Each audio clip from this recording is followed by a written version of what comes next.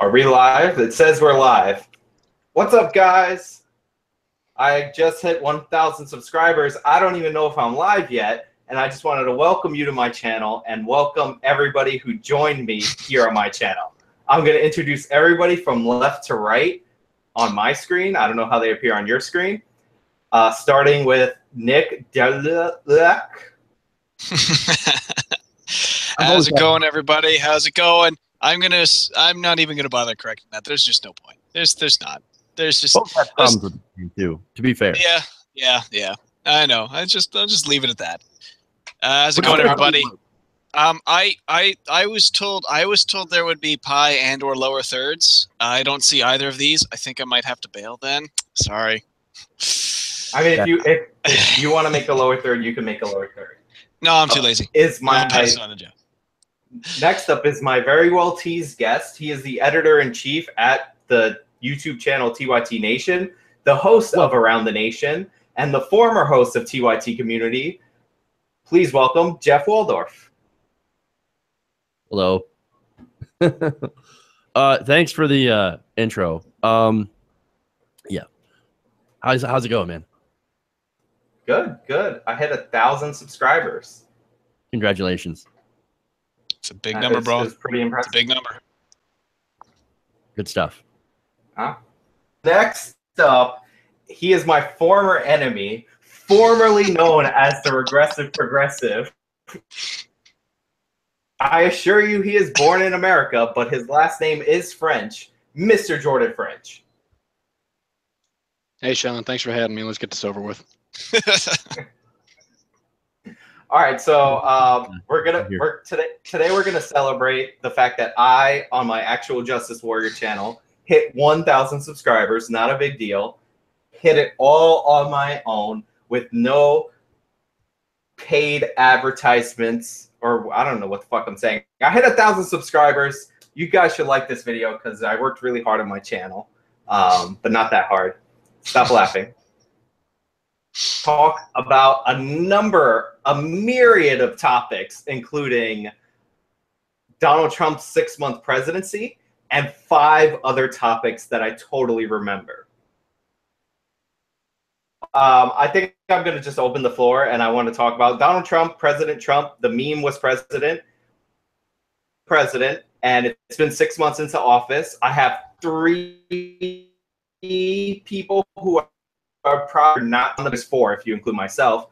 So what do you guys think about Donald Trump's presidency over the first 6 months? What are certain things that you would want to isolate as like key moments? Oh gosh, where to begin? I have this distinct impression he quite genuinely walked into the office thinking he could perhaps exert more influence and a more personal touch on enacting legislation and getting things done, as if nobody else had thought of doing the same things before. And I mean, I'm sure that rule can be applied to probably most politicians and most elected officials and most leaders. But this strikes me as a degree above and beyond anyone else's expectations or anticipations of what they can do within their office. And that's not to say even anything had any qualitative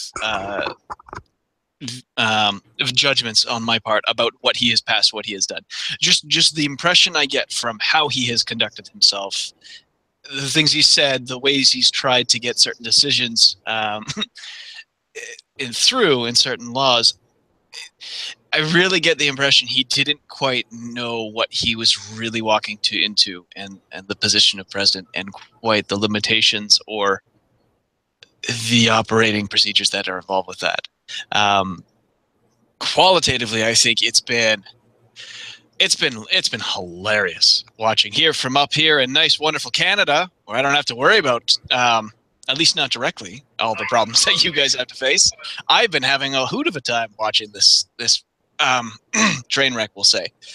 That isn't to say he hasn't had some moments that I think have been generally positive, some more recent ones, particular policy decisions like ending the funding of the Syrian rebels or fighting Assad, I think was a good decision. so he's had his moments of, okay, this is something I think is generally a good decision by the administration, and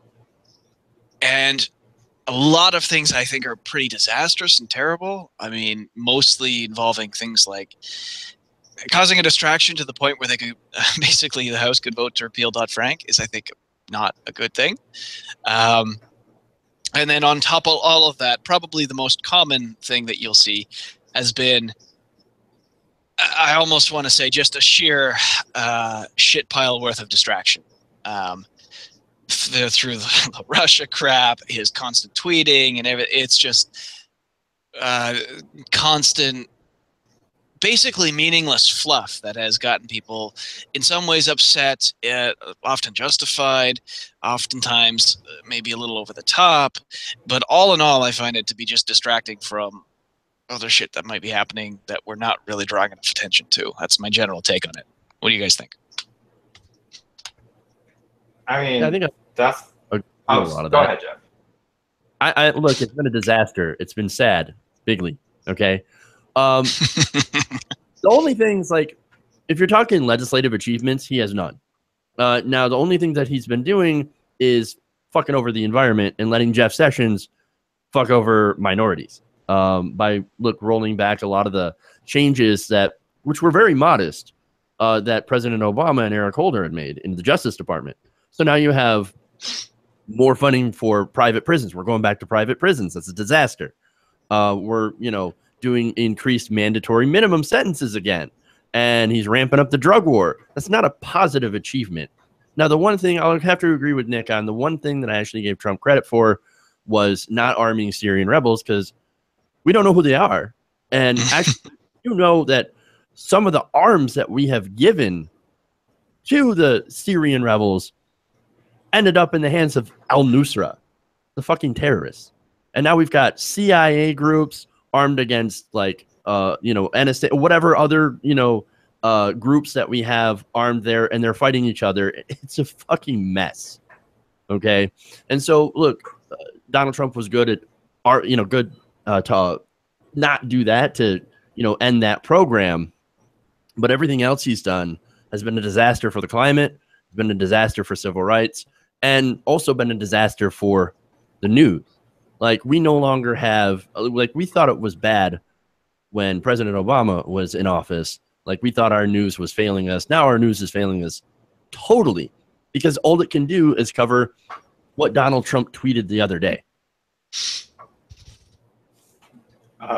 Jordan? I think that Donald Trump's presidency is a testament to the American system. We have someone who's completely incompetent in office, and he has been now for 6 months. That's why we're doing this segment.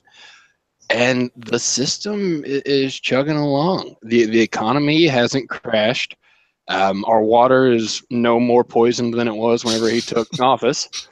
We're not wrapped up in some crazy war that we weren't already wrapped up in when he took office. The paychecks are still getting signed.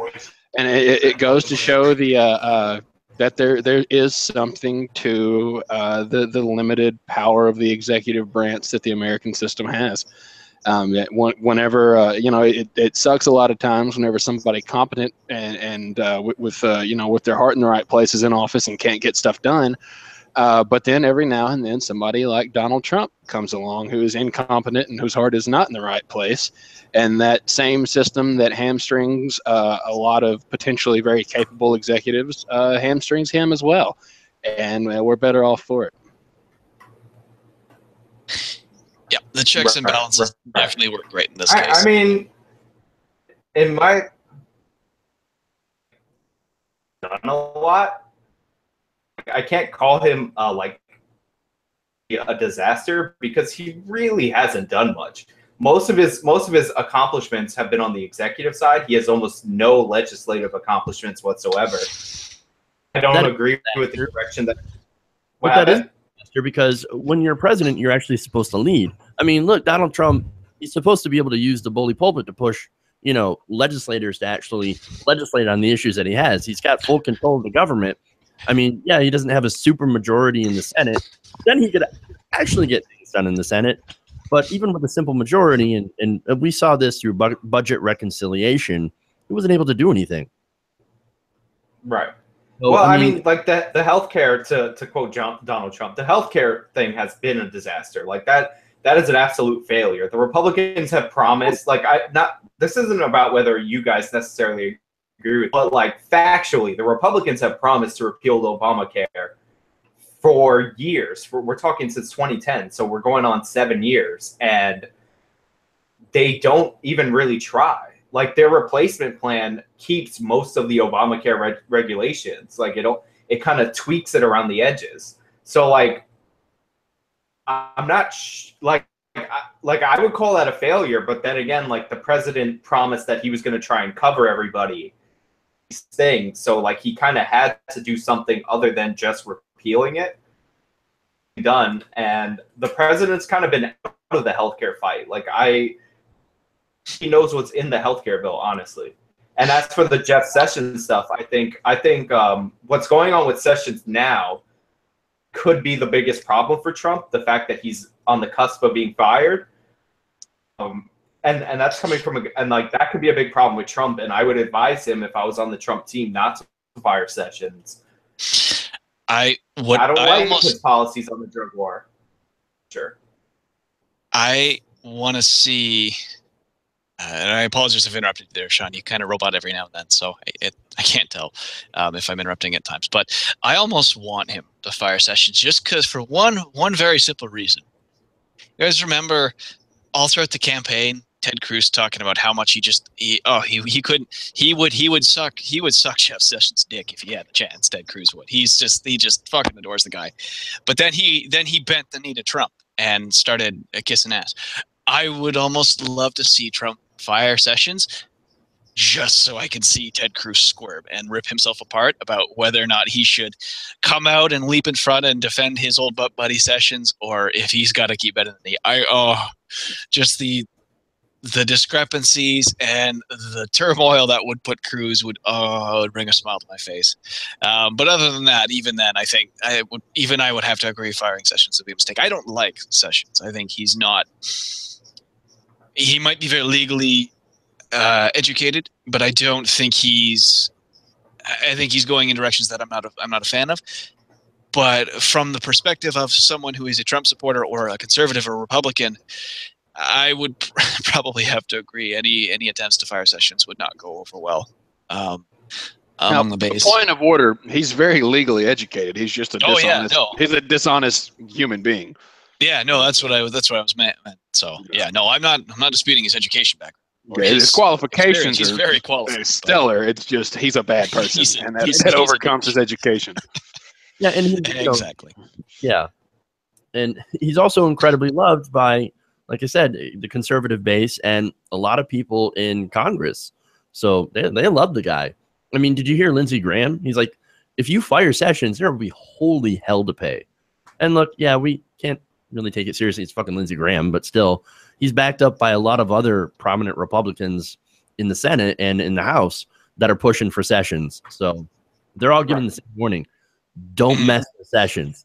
Don't mess with Sessions. And like, it does matter. It goes to because Jeff Sessions, like Breitbart, is like, dude, like leave Sessions alone. Like he's the face of your immigration policy. He's been the most loyal to you throughout. Like if he fires Sessions, that will be a mistake. And then like I don't know how you guys feel about this whole like Russia thing or whatever, but like whether you think that is legitimate or overplayed in the media, like him firing Sessions would be disastrous for him. Yes, my view is the Russia thing's mostly smoke and mirrors. Not that there might not be anything to it, but it strikes me mostly as a waste of resources in some sense. That it's like there's at least the portions of the investigation designed and with the express purpose of trying to force some action against Trump in the sense of impeachment or anything like that, those I think are a waste of time. If you're trying to just find out information and perhaps if there was any trouble and we're trying to bolster our security for servers and things like that, okay, that's fine. But with regards to any attempts to actually have Trump somehow removed from office, I think would be terrible because then we'd have Pence, and B, it's not going to happen. Don't waste taxpayer money on that portion, to that degree. Plus, it means things get missed. Like, for example, as we know quite well, and as David Sirota quite wonderfully pointed out, when the Comey hearing was happening, a few doors down, there's the House voting to repeal Dodd-Frank. Yay. Where was the attention on that? There really wasn't. Yeah, like that's the biggest problem that I have with the Russia stuff is that in the media it's way, way overplayed. And look, I understand why it gets a lot of eyeballs because there's a lot of anger against Donald Trump from the liberal side, and they've gone crazy over this. Oh my God, impeach him, impeach him, impeach him. Yeah, but what are you going to impeach him on? Like, do you have anything concrete? And I understand that's what part of this investigation is about. But again, when you're looking into, because there's actually like two different investigations, or there was two different investigations going on. There was, attempted Russian vote, election meddling. Like, that's really okay. Like, did Russia go and hack the vote?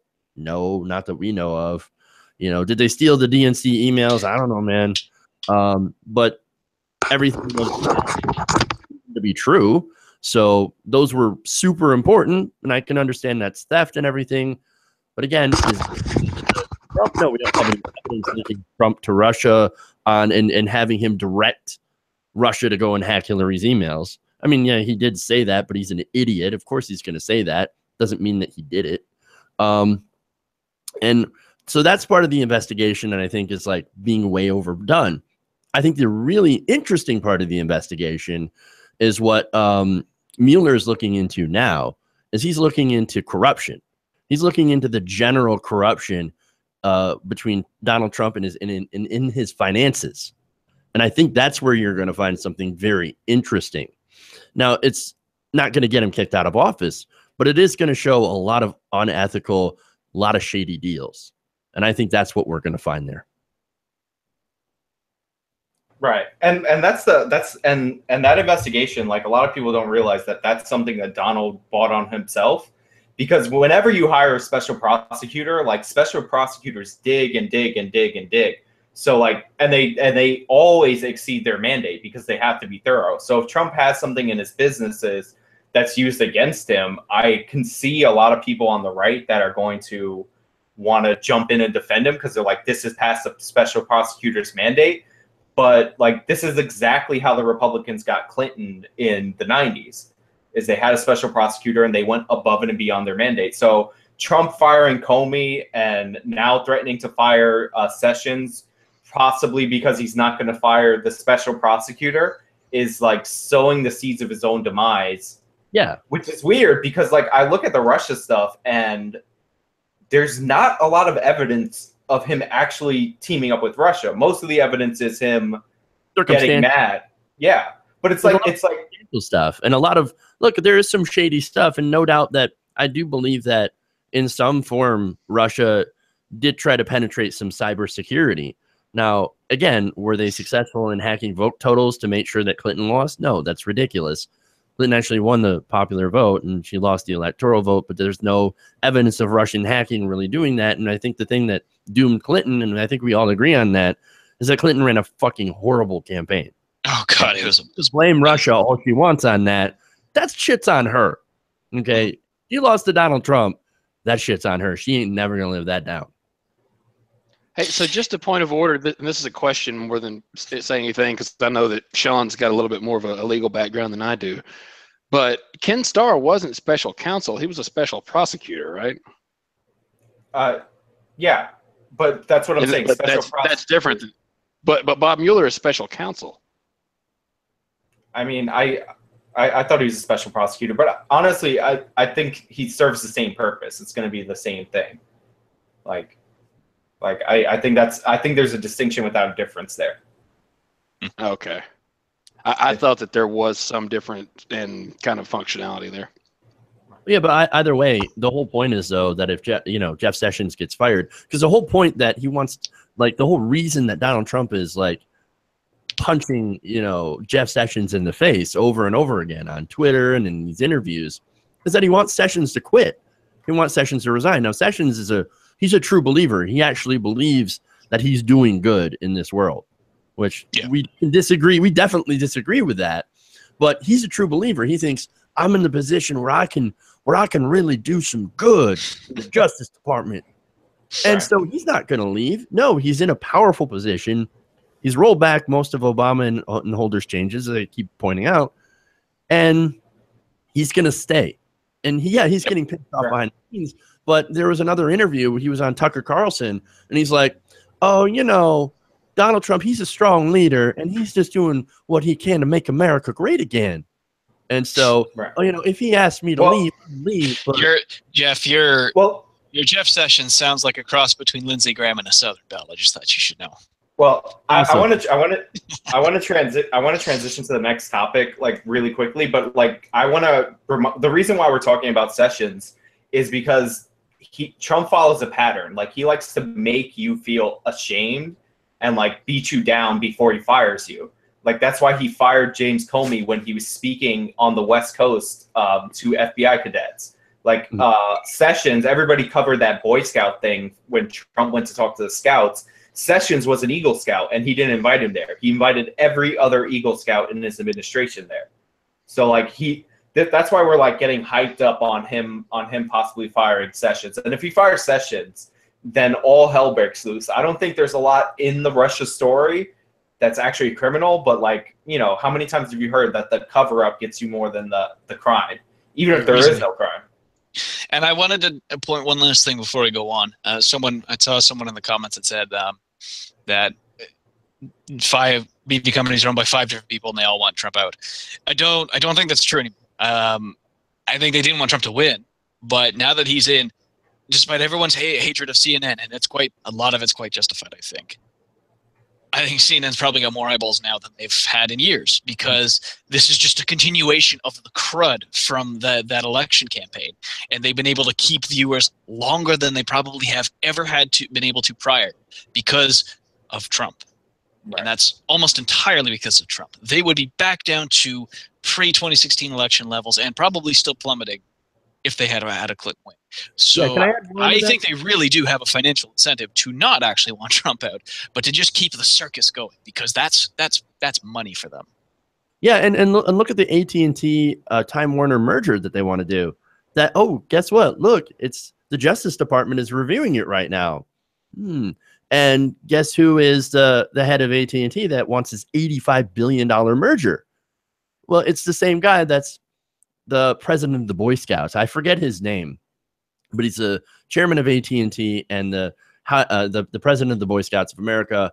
And he didn't go out there and criticize Donald Trump. You know why? He's got 85 billion reasons not to. In fact, he's lobbying Trump hard every day. And what Trump just wants to get rid of Jeff Zucker from CNN. And then he'll let that merger go through. So if you think Donald Trump actually cares about media consolidation, no, he really doesn't. What he cares about is, are you criticizing me and are you loyal to me? All right. We're going to talk more about Trump later, but I want to talk about some people in the chat. Somebody brought up. First of all, I just want to give a shout out to Louis Cool Dance, Jesus Christ, I saw you there earlier, and Pepe Loves Trump. And Pepe gets the biggest shout out because he brought up that Charlie Gard died. And I don't know if you guys are familiar with the Charlie Gard story, and you might want to talk about it or no. Very, very tangentially. I saw someone, I followed her on Twitter back when she was a staunch Bernie supporter, and she then became a Trump supporter. Less of a fan, but still a follower, saying something, this proves socialized medicine doesn't work. To which I kind of sat there and chuckled a bit and then just moved on with my life because I don't give a shit what some fool says. But all right, well, I'm not familiar enough with the story that I would be able to make a value judgment with regards to healthcare systems. To my knowledge, it's just an unfortunate situation where a small child died and because proper care couldn't be administered. Right. Do Jeff and Jordan know the story or no? Yeah, I'm not quite as familiar with it. All right. Jordan? Okay. I guess I'll summarize it like really quickly. But basically, Charlie Garb is a boy that was born in the UK. He had a rare condition, and there's not really a lot of good treatments available for it. However, there are experimental treatments and like specialists within the United States that wanted to, try to help Charlie Garb. Like they wanted to give him like experimental treatment. So of course, the hospitals in the UK were like, no. So the parents sued. They took it to the UK like High Court and the EU High Court, and they all ruled that Charlie Garb's right to die with dignity superseded his parents' right to seek care with him. Like they wouldn't even let them take Charlie out of the hospital, like to go die at home. So like that's the story, and that's like a big, like it's supposed to be a big condemnation of like socialized medicine, and under the premise that basically whoever pays for it is in charge, and like they refuse treatment. And just for one quick thing, this wasn't a state money thing. It was more of a control thing because Charlie's parents had raised the money to pay for his transport the whole way. Okay. The UK government. So this is exactly what happens, whenever there's a shooting in Australia, and I run in the gun community, and every single gun Facebook page loses their mind over, look, those gun laws didn't stop this shooting in Australia. Well, the shooting in Australia, shooting in Australia in 3 years, it makes world news because it doesn't ever happen, and it's a big deal. Meanwhile, while you were writing that post about it, the same number of people got shot to death in America. And it's the same thing. So this kid dying as a failure of the English socialized medical system makes world news. Meanwhile, while we've been covering this story, 7 people have died in America because our medical system sucks ass. So basically. I don't think it's universal of something being a big deal because the system works. Not because it does. Like things like this are not a big deal in America because we're so just dead to it and used to it because it happens all the time. And it's a big deal when it happens in England because it doesn't happen there very often.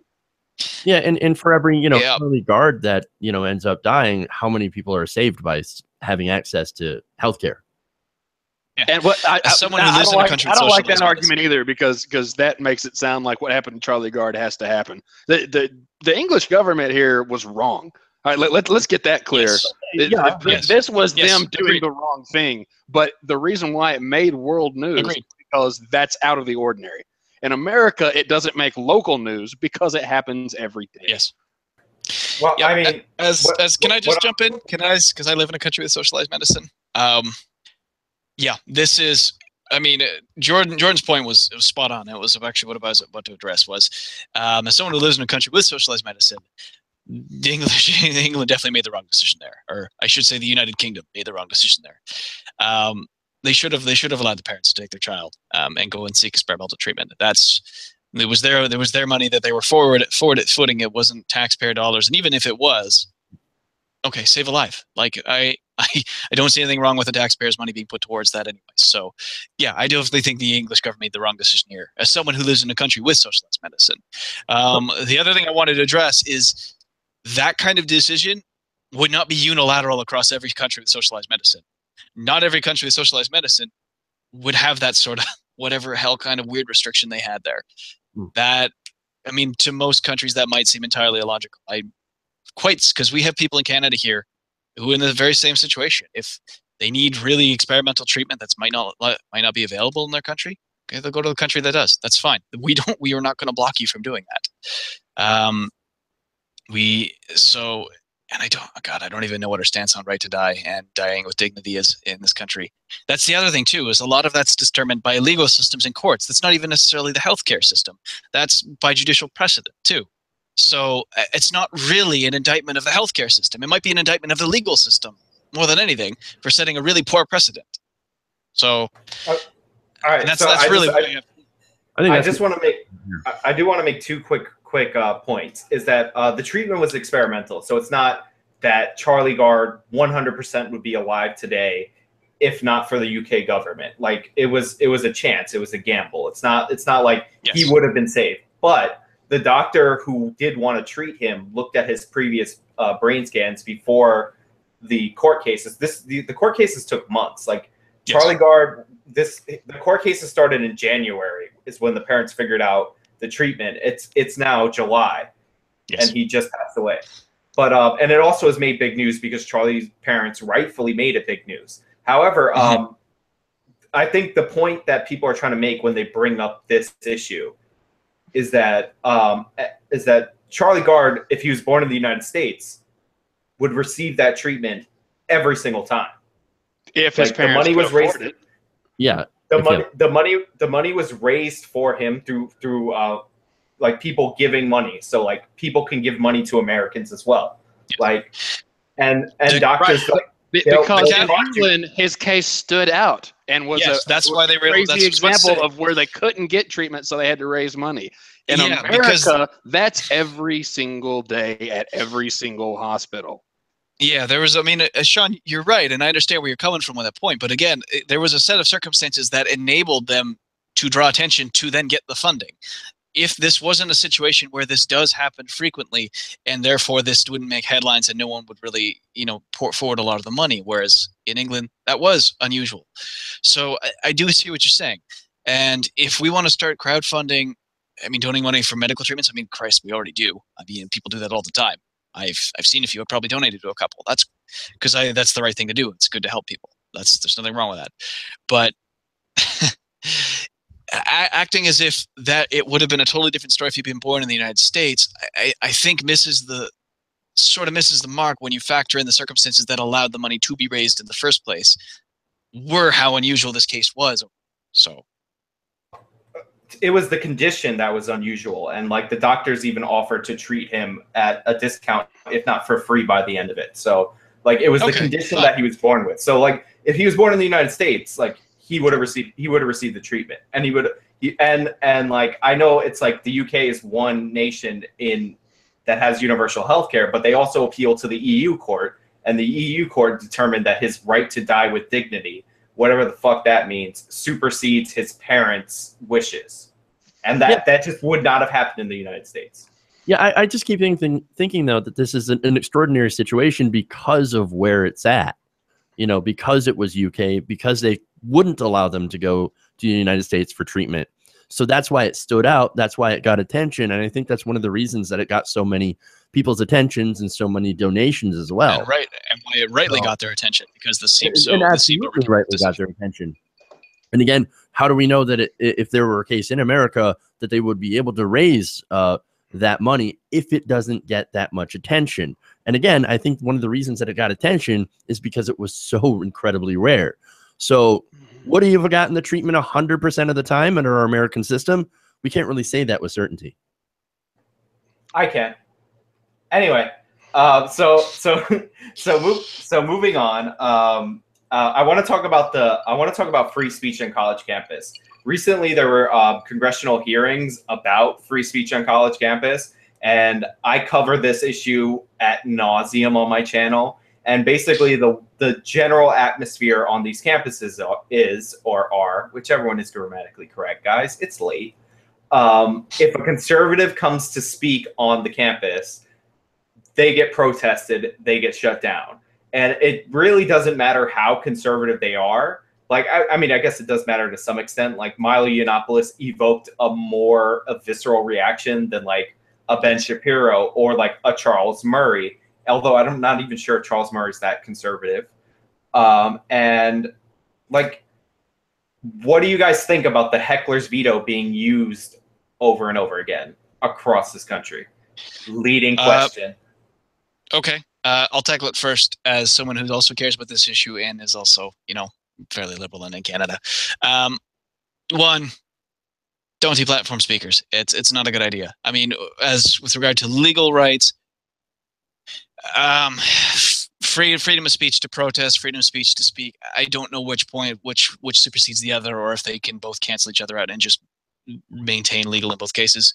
But don't deplatform speakers. Don't ruin speeches, even if they're bad people. If you can win in the battle of ideas, win in the battle of ideas. You don't need to therefore say you don't have the right to speak. Maybe with some exceptions, but even then I expect the outcry and, well, in some cases, perhaps a protest like that and making it seem so, maybe not hostile, but so ridiculed that the speaker might not feel the most comfortable is perhaps okay. Those would be like the cases of, I'm going to go to a college campus and say the Holocaust didn't happen and present reasons why. Then I might be okay with rather loud protests being somewhat disruptive, but not lighting cars on fire, burning things, smashing windows, anything like that. That's I mean, leaps and bounds above and beyond anything that's reasonable. Thing two, I think part of the problem does come back to setting aside differences of opinion. I mean, I think there's something to be said where perhaps some conservative speakers just don't come in with necessarily factual basis behind what they're going to come and say. Some, not all. I think Ben Shapiro would have at least a few. I mean, depending on where you fall on, he may be 40% right, 60% wrong. I don't know. I'm throwing numbers out here, but ultimately, I don't agree with deplatforming really anybody. I definitely don't agree with violence on campuses at all. And I think that people need to be challenged. Their ideas need to be challenged, left, right. I don't give a shit. Your ideas need to be challenged. If they can't hold up to scrutiny, they need to be discarded. That's hard because we don't really like to do that as human beings. Like, quite literally, we're wired to try not to, because that does get down to our core values. But we gotta. That's how you grow as people. Some people will never convince you because they might even be wrong. That might be why. But you might be surprised. You might learn something even among the corners where you really never thought you would. So I do not see the harm in letting anybody who's conservative speaking at a college campus. And I think that people who treat it like it's a big disaster are wrong. And I think afraid that they might lose in the battle of ideas, or they don't know how to portray a convincing counter-argument. And that, I think, is their own fault. You need to take debate classes, learn how to basically communicate better. So, yeah, I generally agree with Nick on all those points. I do have an interesting question, though. Who's shutting it down? I'm kind of curious. If the school is shutting it down, absolutely 100% you shouldn't be doing that. Okay, that's ridiculous. Now, if the speaker, however, he shuts his own thing down because, I got a couple of protesters.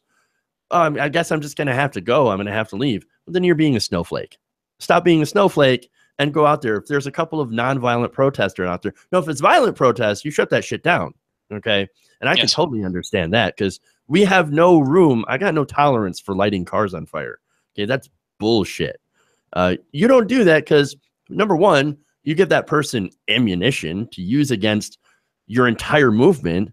And number two, you're being a fucking moron and you better fucking quit it. Okay. Cut that shit out. Don't be violent. That's stupid. If you want to battle them with ideas. I tell you what, like, here's the idea that I have. If conservatives want to bring on Ben Shapiro or fucking Ann Coulter or Tommy Lauren to a college campus and you don't like it, why don't you set up a counter speech somewhere else? So you bring in a speaker that you want, and you see who draws some more crowds. That's the battle. Don't even need to do them on the same day. Could have a follow-up. You could have a follow-up. So look, let them talk. Let them have out their ideas.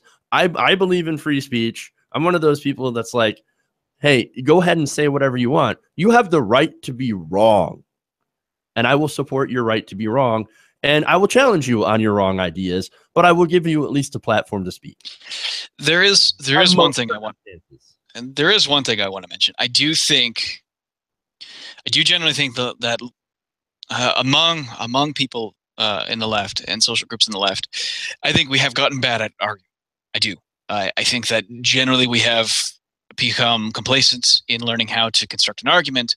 That a lot of the younger generation, not super young generation, but by a couple of years, has really dropped the ball on learning how to make a convincing point, and in part in finding reasons why they think what they think.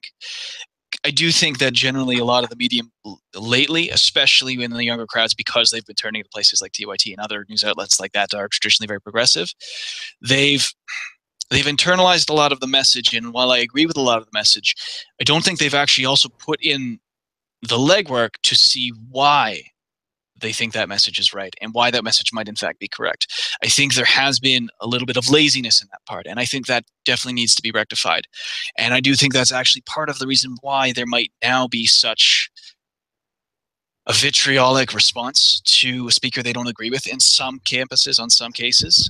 Other than that, I think it's just a lot of loud bad apples. I wanna point out like what we're actually talking about, because it's not like it's people complaining that there's protests. Like, you can protest, that's perfectly fine. Like, there are some riots, but sometimes it's not even like, Milo Yiannopoulos at Berkeley. Sometimes it's like Ben Shapiro, who we keep bringing up. Part of the reason that he's being brought up is because he did testify on this free speech panel. But it's like Ben Shapiro, the University of Wisconsin, where they're literally like in the front with him, and they're screaming like safety and like all these ridiculous things like during the speech. Like, he's had fire alarms pulled, and that's what's considered the heckler's veto. It's like, yeah, you can protest, but you're protesting to shut down the speaker. Like, you're not protesting the ideas of the speaker. And this happens all the time. I will add fire alarms to the list of lighting cars on fire and smashing windows, because that one is because when an alarm is pulled, you have to evacuate a building per safety protocol. That one, I think, should be added to the list of things you cannot do unless there's an actual fire. But there's also a climate on campus of like, it's very anti-police, right? Because a lot of college-age liberals identify heavily with Black Lives Matter. So in the Wisconsin case, when they were like crowding around screaming safety, like the police, the campus security told them that the only way that they could remove the students that were disrupting the event was to shut down the event completely. Like, it's at a student level. It's the administrators that are capitulating to them, and it's the police and campus security that will stand down and not do their jobs. Like no, if somebody's going to speak, contest their ideas. Like, a lot of the people that I've named all have long, it's not like really long, and it might sometimes be longer than their entire speech, question and answer segments. And I've watched a bunch of their speeches. They give basically the same speech over and over again. Yeah. So like, you can study up and ask a poignant question, and they'll go back and forth with you. Like, it's not on cards, it's not scripted or anything like that. I think that the heckler's veto is completely overused on campus, and like, it is like, I hate to use the term snowflake, but it's like this oversensitive snowflake mentality that seems to have been like taken over. So like, I'm just clarifying what we're talking about. No, and I don't disagree. I've seen some discussions and debates and disagreements about how widespread and voracious it is. I definitely don't think it's every campus. I think it's generally at a lot of the main liberal hotspots, so to speak, like Berkeley and things like that. That seems to be really where a lot of this takes place. And I think part of the reason is why conservative speakers want to speak there is they're also, I mean, naturally to some degree want that reaction, because, oh my God, my speech got shut down because someone lit a car on fire. It makes news it rightly should, because it's terrible. That's ridiculous. No one should be behaving like that. But I think that's part of the reason why they like to go to places like Berkeley. And that's not to say they shouldn't, because they should be allowed to speak wherever the hell they want. I mean, it's their ideas. They're coming to talk. Who cares? And look, let me add to that for a second here. There are some speakers, I'm not saying all conservative speakers, but I think there's some that actually really kind of revel in that, the fact that they anger so many people, that they invite that reaction, and they look forward to it, and they go into that seeking that reaction. They're trolling, essentially, is what they're doing. In a sense, but they just have to sit there, though. Take the bait. They do, and that's the frustrating thing is they go in there. They literally just have to sit there. People will just lose their minds. And that's the thing. Like, because even if that's the only reason they go, that's still not a reason to stop them. Okay, I've talked enough though. Yeah, Jordan, you're up. Thanks. So, you guys brought up a good point there. That's kind of really what my whole stance about it. So just to lay the groundwork, I think the whole safe spaces thing in college, unless it's like actual, like someone is being threatened with actual violence, The whole safe space thing is the antithesis of everything that university is supposed to be. Now again, you know, if you're talking about like the KKK wants to come and like rough up some black folks, that's a problem. But in terms of like these speakers and the heckler's veto that Sean keeps referencing, the thing that bothers me most about this is that I have a real problem with like people saying we don't want, you know, someone to show up because they have a conservative view or a liberal view or whatever. The issue that I have with it though is that's what they're saying. And that's a problem. But most of these speakers, and specifically the ones that we've talked about, is that there is a reason to protest these guys, and it's not because of their political beliefs. It's because, and Nick brought this up a little bit, you know, some of these speakers, you know, there's a calculated effort going on here, you know, to gin up this controversy because they need the publicity. But you know, there's different classes of these speakers, and this is part of our society. You know, we make celebrity and sometimes presidents out of people who are not intellectual titans. But whenever you invite Milo Yiannopoulos or whatever his name is to your college campus, then what the hell are you doing? And I don't say that because he's a crazy alt-right lunatic. I think Bill O'Reilly is pretty crazy. This is pre you know, rape or sexual assault, but let's pretend that didn't happen. Bill O'Reilly believes some horrible you know, conservative things, but the man has a master's from Harvard. Like he's paid his dues and he's entered the intellectual realm. You know, Ben Shapiro, I don't agree with him on much of anything, but he's got a JD from Harvard. Whenever I was in college, we had I forget if it was annual or by semester, but we had a speaker series at my little Christian school that I went to in the South. And 1 year, Bill Clinton came. He was actually the inaugural speaker for that speaker series. And then the next year, Mike Huckabee was the speaker for that series. And Bill Clinton was a former president, and Mike Huckabee was a former governor. And this was, to be fair, this was before Huckabee had a reputation as a kind of crazy right-wing talk show host. This was back whenever he was known for being a very competent governor. Yeah, exactly. Well, he was a great governor. He just went off the deep end since then. But, you know, that's where the money is. And so this is, you know, a mainstream liberal and a mainstream conservative, and there were no protests. Both of them gave fantastic talks. I learned a lot from both of them. It was a great experience. But whenever you invite somebody like Milo to your university, like Milo belongs at, like, you know, a crazy right-wing political rally. And you know, there's plenty of examples of that on the left too. Like if you're in a place of education, you should be inviting people who carry the weight and the you know, the respect that comes with academia, with what you're there to do. And so that's a reason to stand up and say, hey, like, we don't think this guy is, you know, worthy of the honor, you know, of being the featured speaker in this series. That's one thing, but that's not what's happening. What's happening is we don't like what this guy says. He's conservative or whatever, and that bothers me a lot. Yeah. One addendum I just want to add, and I think it actually goes to your point overall, Jordan. It's actually about Milo. He's having known about Milo for probably years more than most people did because of certain internet phenomenon things that took place. He's really not all that radical conservative. He's actually pretty standard normal Catholic conservative. He's a provocateur. He goes out to play a crowd, and that's all he does. That's really his stand. Exactly.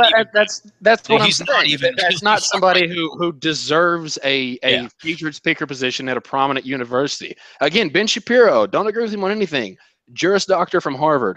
Milo dropped out of one school and got expelled from another one. That's not somebody who has paid his dues and deserves the respect or the honor of being a featured speaker at an institute of higher education. Right. I just want to bring up another point, is that like Milo, like, you could say he doesn't deserve to be a speaker, but like student groups invite speakers there and he's chosen by there. So like these people are invited there. But I want to point out that this like cry bully mentality seems to bleed down. Like we have like the Evergreen State thing, which I'm not sure if you guys are familiar with the story. So I'll give a like brief refresher. So like I can ask refresh my memory.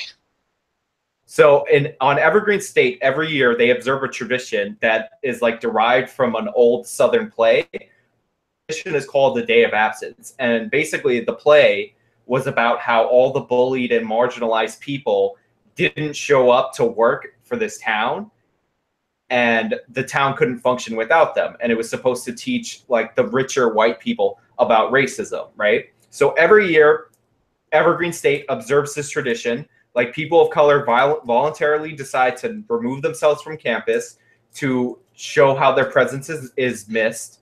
And like white students and all that, they'll learn and they'll voluntarily do like anti-racism workshops. Super liberal school. Like it's a tradition. It's all voluntary. It's all good. Decided that instead of like voluntarily having a group of people leave the campus, they decided to change the tradition and send out a mass email demanding that all white people left the campus. So there was a professor, Brett Weinstein, who emailed back and he was like, this one. Okay. Yeah. He emailed back and he was like, well, no, there's a difference between voluntarily removing yourself to show that you're missed and ordering people to leave based on race. And like this guy's like a super liberal guy. He's a Bernie Sanders supporter. I almost said Bernie, bro. Hillary Clinton's propaganda is pretty strong. He's a super like liberal Bernie Sanders supporter, like a progressive. Like he was asked, they're like, I assume you're a Hillary voter. He's like, I'm not a Hillary voter. I supported Bernie Sanders. So super liberal guy in Seattle. And he literally wasn't able to go on campus. He had to teach his class in a park because people would show up outside of his door and like scream at him, and they would like threaten him and threaten other students who didn't agree with the changes to the Day of Absence. So like this kind of cry bully mentality bleeds down. It's not just speakers with security details. It's bullying other students on campus for a wrong think. Mm-hmm. It isn't even that wrong think, in my opinion. It's not. I mean, in the case of Brett Weinstein, he was really not that wrong think. And that's that.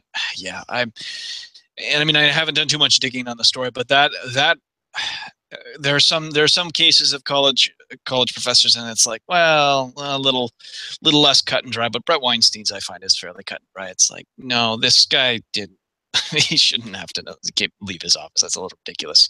I also just want to address one thing in the comment. As Zio Gold said, the left hates the term liberal. As someone on the left, I don't see it quite as much as you might, Zio Gold. But if that's the case, okay, I'll be hated by my own people. I don't give a shit. I've done it before. I'll live. I'm still going to use the term liberal. So, fun. All right. What's next, fellas? Let me address that for a second. I think in the context of the Democratic Party, like people that are the Democrats are considered liberal, and then people that are further left, that are the Bernie Sanders guys, are call themselves progressives. I mean, that's what I do. I call myself a progressive, and people who are, I guess, more centrist now have been labeled with the moniker of liberal. But it's just it's basically and people who go really, really far left, that they become authoritarian, are called regressives on the internet, which I just learned. You just learned this? I learned. Okay. There you go. I may or may not have been using that term throughout my videos for almost a year, but I just learned it. Yeah, I'm so mad that happened. Like they took. I know you are. I thought about you're aggressive progressive, and you're like, yeah, dude, no. They appropriated my thing. Like that's culture. I was the regressive progressive, and then these dillholes took it, and isn't that the title of Jimmy Dore's new show now too? What, regressive progressives? I think so. I'm going to be completely honest. That's aggressive progressive. Sorry. That's the one. He could have had a new show and I would have known about it, because when Jimmy Dore comes on whatever I'm watching, I turn it off. This is actually a point I'm glad that got brought up. Like Jordan, years ago, his handle on Twitter used to be the regressive progressive, and you could find clips. Like he was the originator of that name. Yeah. And now it's like unusable. I know, it sucks. I thought about that too. Fortunately, he still has the age-old moniker of Shauna's wrong. No, that's not my Twitter anymore. My Twitter now is stuff I've noticed. So I've even given that up. I've lost my identity. So I don't want to be that white guy that makes like minorities problems, about him. But like I kind of understand cultural appropriation in a way I didn't before. Now that regressive has been stolen from me, and I'm a lot more sensitive to it than I used to be. Like I used to not think it was a big deal, and now I'm kind They're of angry about appropriating it. your regressive culture. just wait until they start dropping that social justice warrior thing, and they start all calling themselves actual justice warriors. Then I'm fucked. Yeah, they're coming for yours next, Sean. Oh no! See, this is why I just made my name a bunch of little letters. So, the next thing. Oh, sorry. What was that, Jeff? I was gonna say that letters were impronounceable. Yeah, exactly. Apparently, my real name is too. So, the next thing on my to-do list is technically Trump Russia. Like, do we believe this is a real thing or a fake thing? We kind of covered it already. Yeah, we really did. The general synopsis seems to be, from everybody that I gathered, was sort of real, not going to change anything, bit of a waste of time to really focus so heavily on it overall. So yes, disagree. Not with the group on that one. Oh, okay. Carry on, Jordan. You were absent for that one. You have your say. Yeah, so I'm the guy in the group who is a professional in the IT security industry for one of the larger companies in the world, and it's totally real.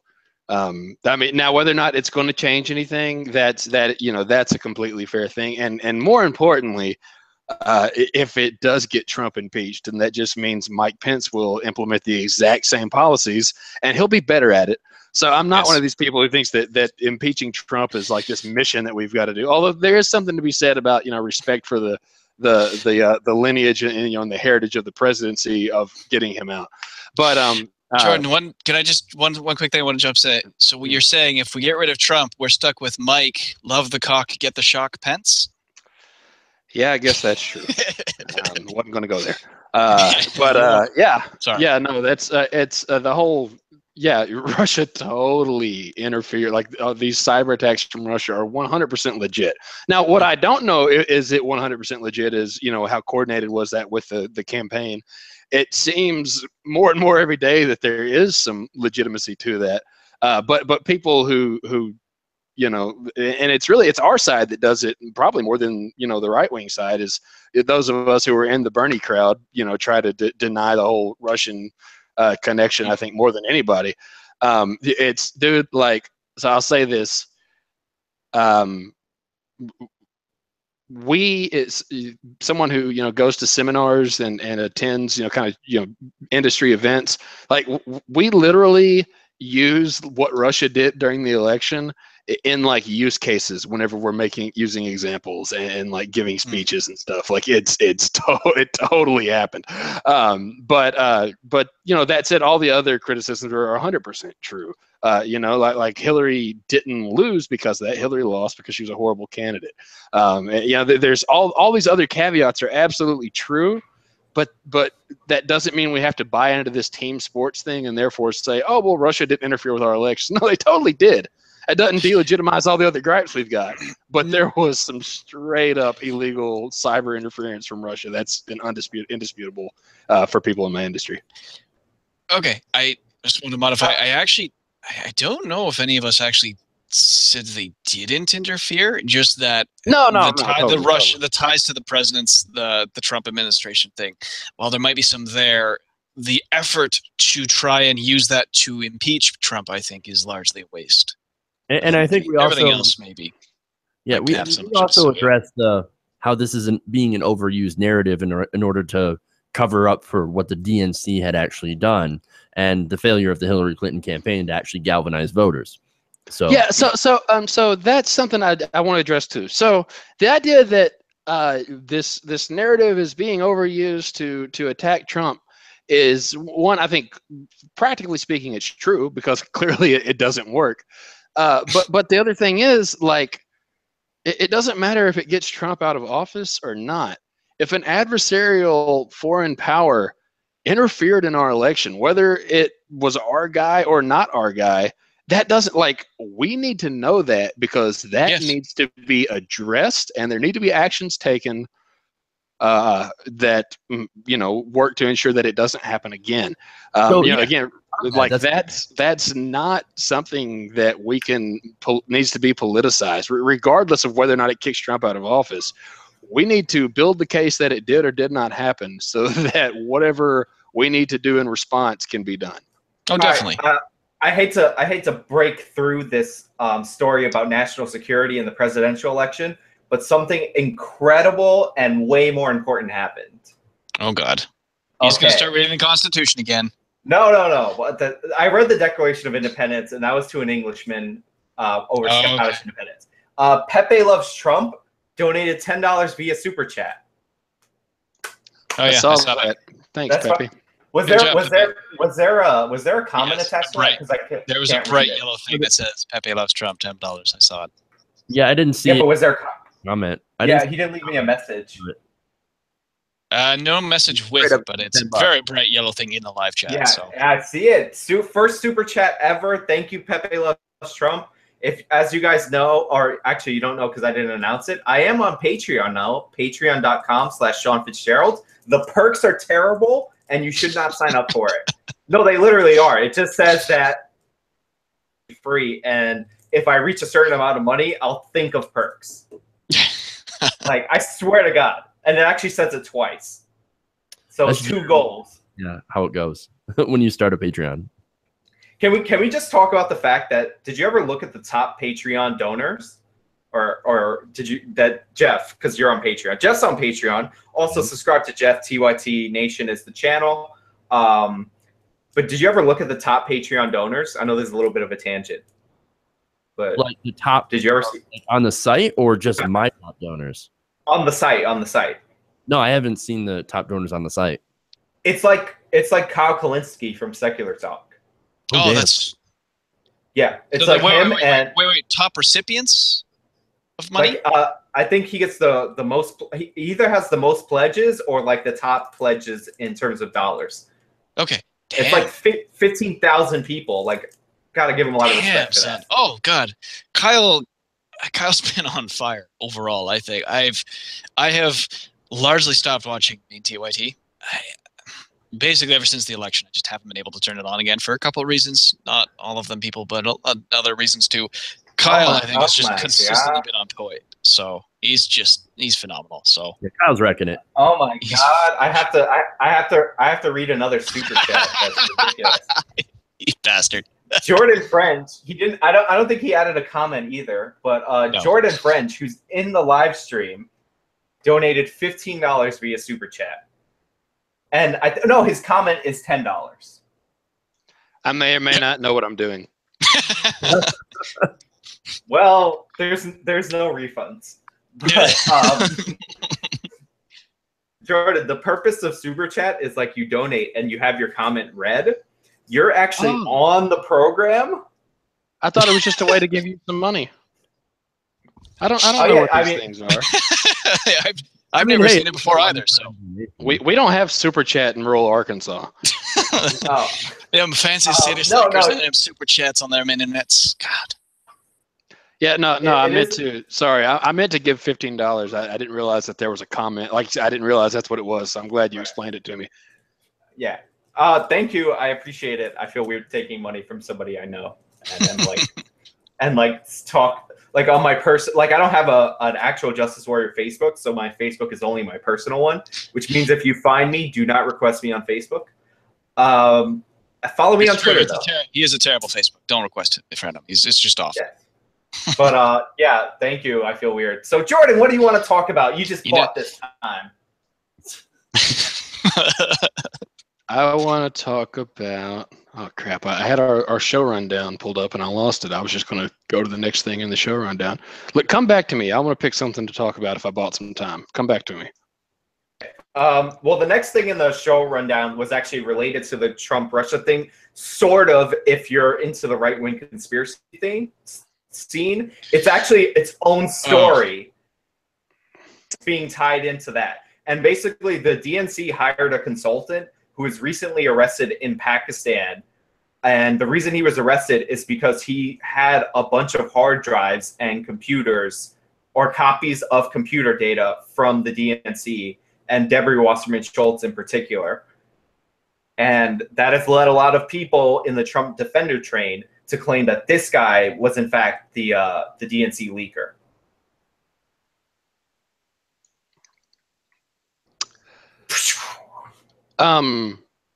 So I'm sorry, this isn't at all what you just asked us to comment on, but I saw this in some liberal Facebook group that I kind of peripherally follow, and I'm on the verge of just leaving because there's so much nonsense. But apparently, like, I saw a thing, and I even almost hesitate to bring it up just by asking about it. But I saw a thing that said, like, apparently, like, the prosecutor going after him or something is related to Debbie Wasserman Schultz. Is that true? Do we know that? Is that completely made up? I don't know. I have very surface level knowledge about this case. I was hoping Jeff would know more since he covers the news every day. Yeah, I haven't looked into it completely. Jeff Waldorf. So there's some details that I don't quite have, but it looks a little shady. I mean, Debbie Wasserman Schultz is definitely defending this guy, and it's not super weird. She's not Jeff, you're coming in robotic, so you should refresh and come back to reduce your roboticness. He didn't sound that robotic to me, but oh, I heard him robotic. So am I coming out robotic? Because I might be fucking. No, you're fine too. And most of your camera sucks, but that's all. Well, now you're coming robotic. Yeah, apparently. So now it started. So.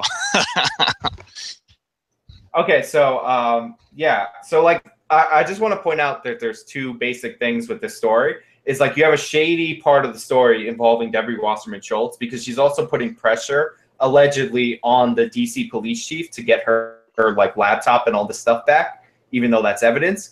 And there's also the conspiratorial side of it. There's no evidence that the person who stole this equipment way connected to WikiLeaks, and it feels like another Seth Ridge story where they try to connect the guy to WikiLeaks when the evidence wasn't there. Oh God, Seth Ridge crap. Ugh. So my thing is that this has a little more substance, but wait for the substance. Sure, probably the safest bet in general. So I don't have much more of a comment on that. So. I'd rather not see this runaway wild like the Seth Rich crap and people ignoring his family's wishes to fucking leave their poor son alone. Because that's pretty goddamn annoying.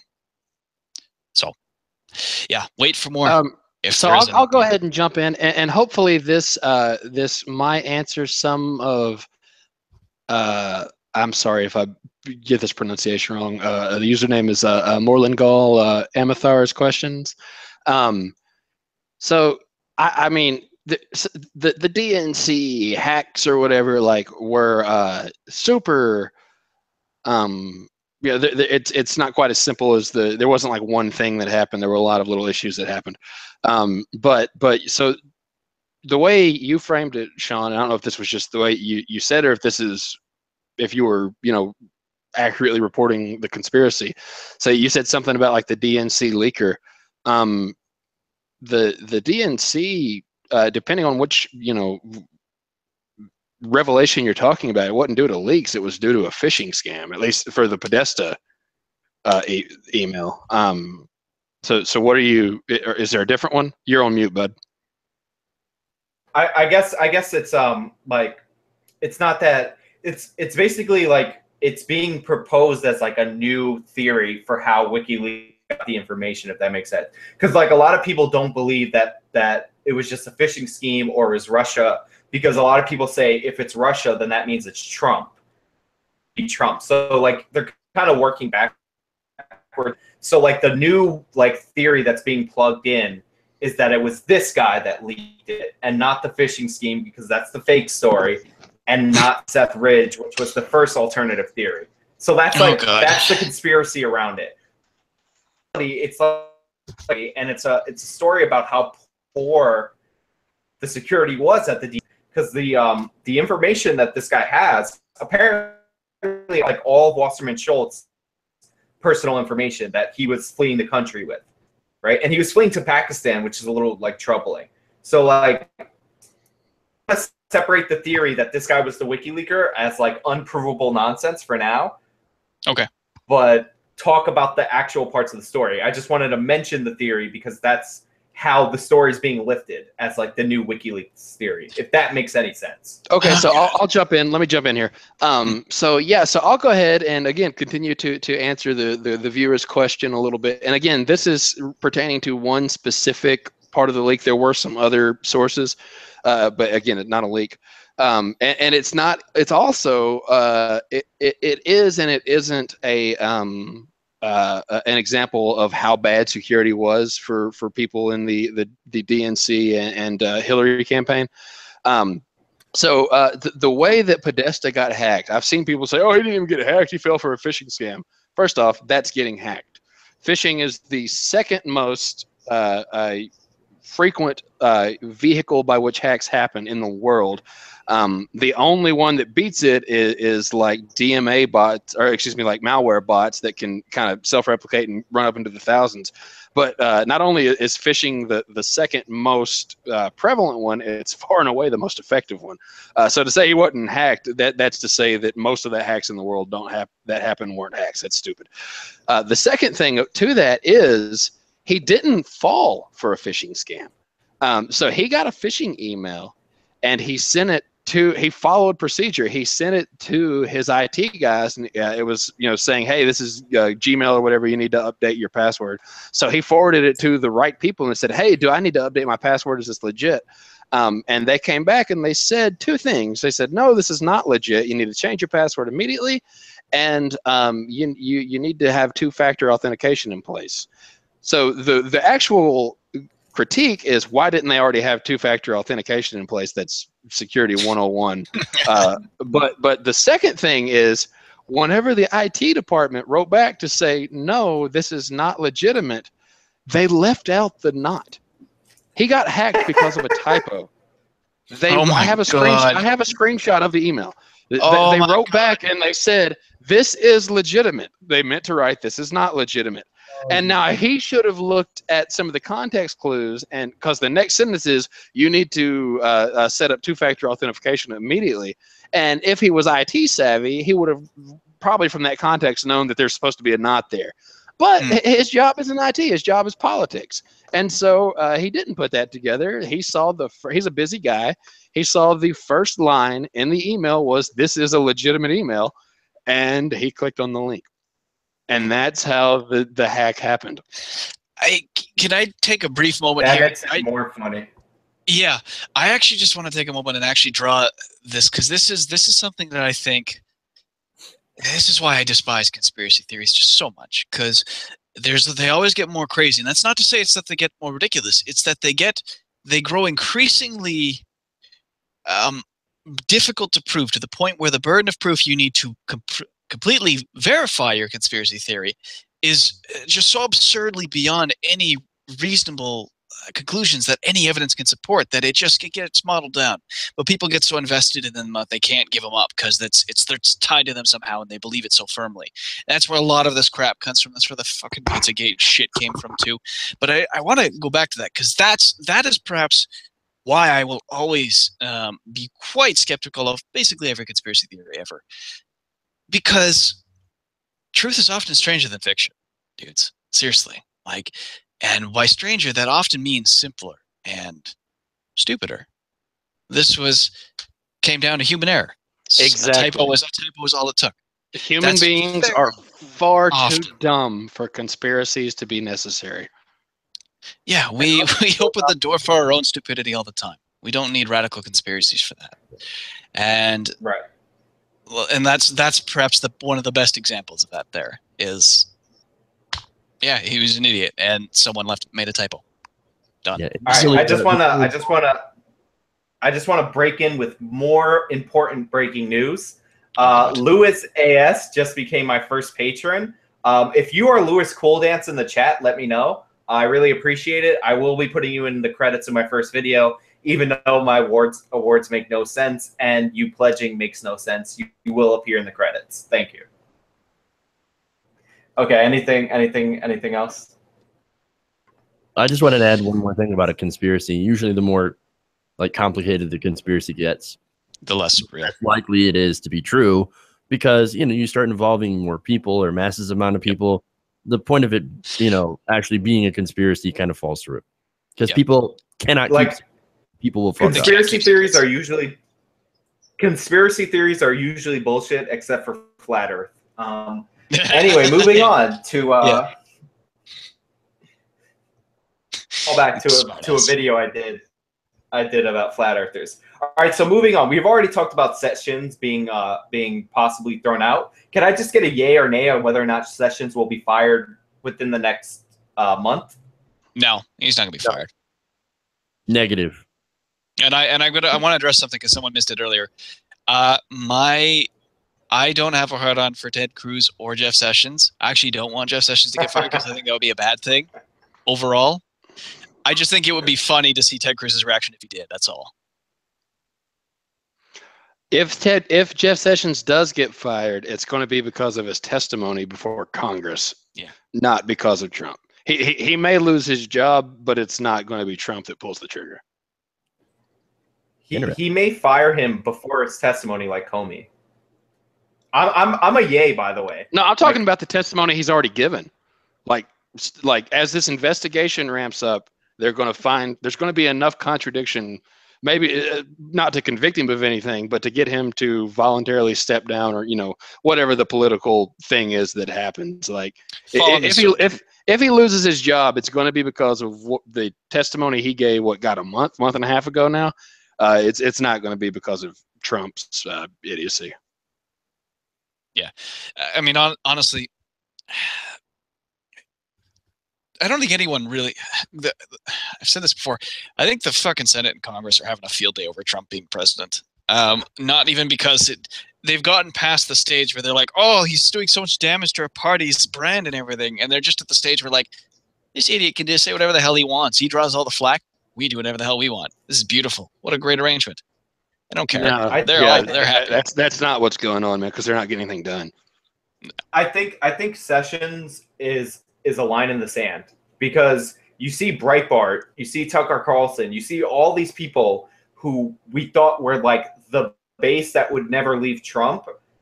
You gotta lay off Sessions. Like because if he fires Sessions and he puts in Giuliani, like his administration is becoming, it's like super New York, and I think it's the line in the sand. But you know me, I expect chaos, so I think it will happen. Like, he expects Sessions to be his wingman more than Sessions is willing to be that wingman. Actually, I heard some earlier reports that he would pick Ted Cruz to take over Sessions' spot. See, that would make it even funnier if they did. Giuliani has since burned that bridge. So he was the early guy that they were throwing around, and then whenever asked about it, he made some comments that didn't agree with Trump. And we know from how Giuliani got kicked to the side, from the campaign to the transition in the White House, that Giuliani's on the periphery of the Trump, circle, and it's one slip up and he's out. And so, yeah, Giuliani, as far as my calculus, he's already burned that bridge, and it's not going to happen.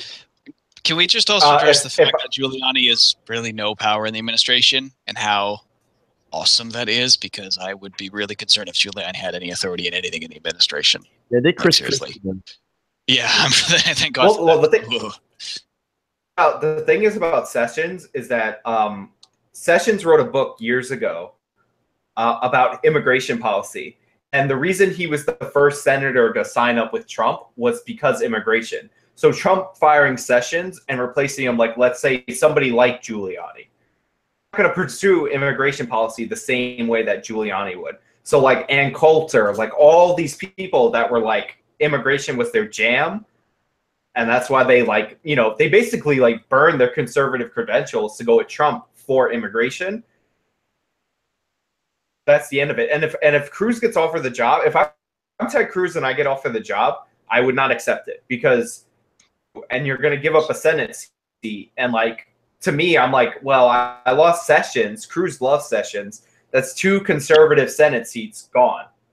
Yeah, I think you're right about that. The Republican there, it won't be the same Republican. Plus, Cruz will officially and finally solidify his position as a fucking snake. if he does that as Ted a Cruz, shallow, spineless piece of shit. And what So I do Cruz have is to break. now is that he's saying that I'm not interested in being his attorney general. And not only that, but Yeah. going back to the conservative reaction to, you know, if they fire Sessions, they won't even appoint a new attorney general. There are people out there saying we're just not gonna appoint anybody in 2017 if you fire Sessions. That's how pissed we're gonna be at Trump.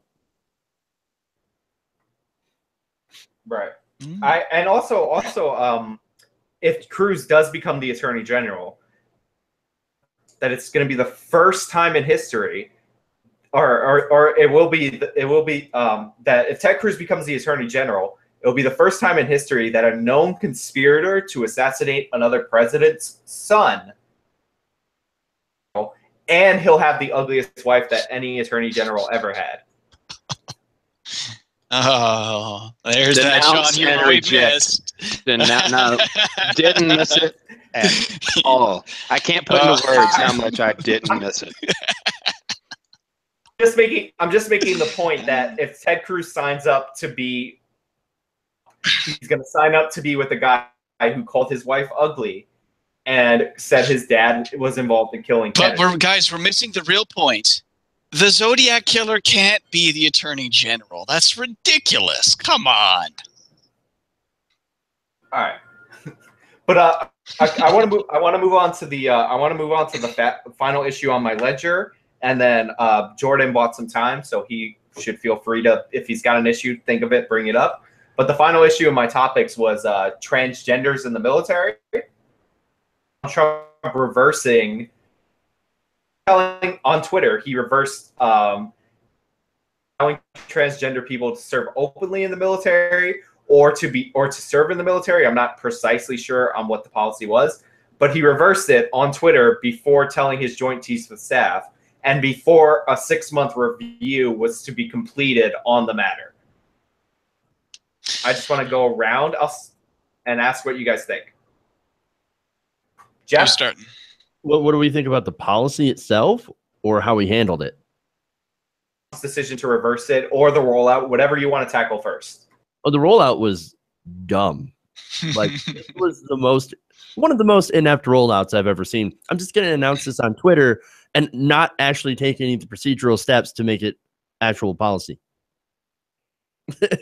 That's so dumb. But what do we really expect anything better from Trump at this point? As far as the policy, obviously I disagree with the policy rollback because, again, like the reason that they gave was ridiculous. Oh, it costs too much for sex reassignment surgery. That's why we're rolling this back. It's tremendous cost. No, we've spent 5 times more on boner pills. All right, let me jump in right there. Sorry, Jeff. I want to lay a couple things on the table here first. I agree with on this. Like some of those people, that medication, some of them gets used for PTSD.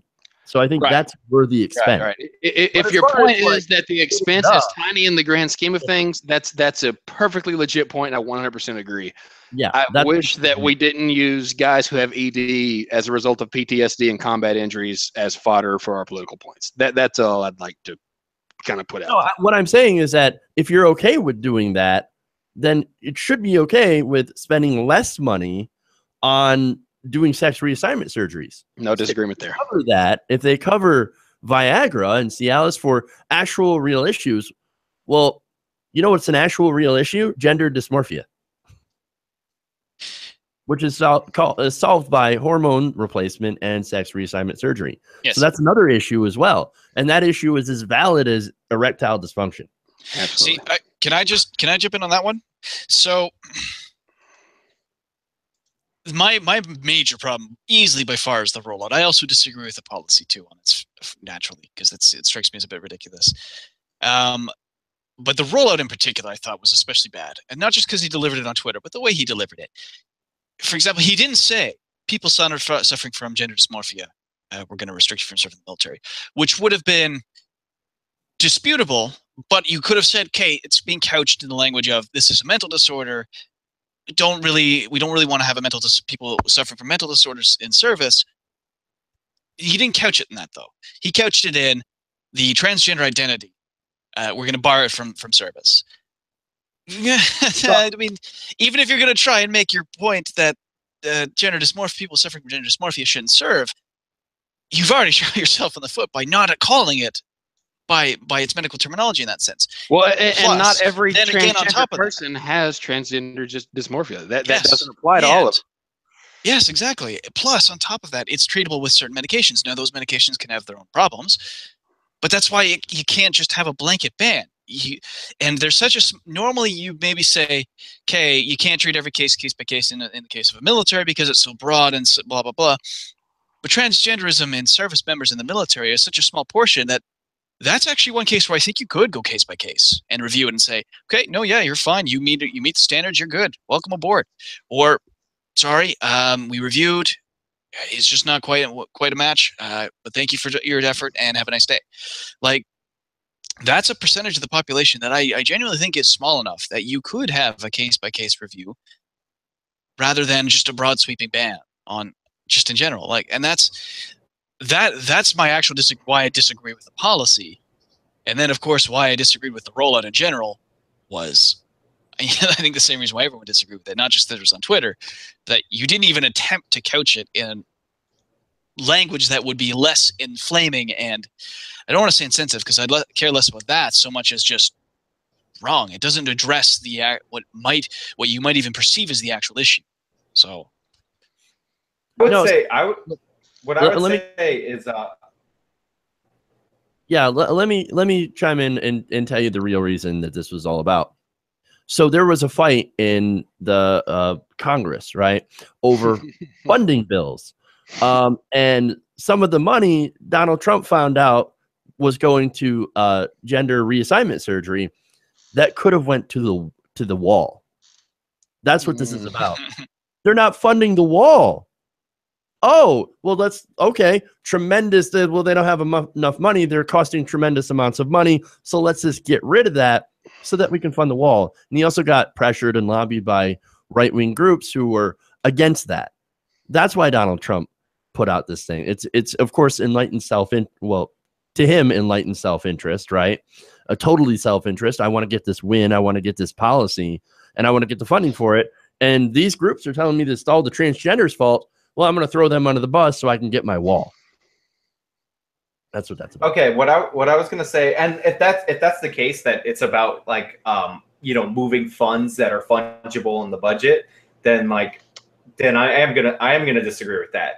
What I will say is I definitely disagree with the rollout. And as for the policy, I would be open to listen, except for the fact that he said it was about money, right? Because one of the things that does come with transgenderism is like a higher side, right? So if you were saying, well, the Army rejects people all the time for being overweight, for being like all different kinds of issues they'll reject you for all different kinds of pre-existing conditions. If they said that was like part of the rationale, or part of the rationale was that we don't want to worry like set the exams, like if you're a man who transitions to a woman, does your qualifications for fit the female qualifications or the male qualifications? So if they said like all of that was complicated and after the study they decided to greatly limit or whatever, I would be open to hearing that reasoning.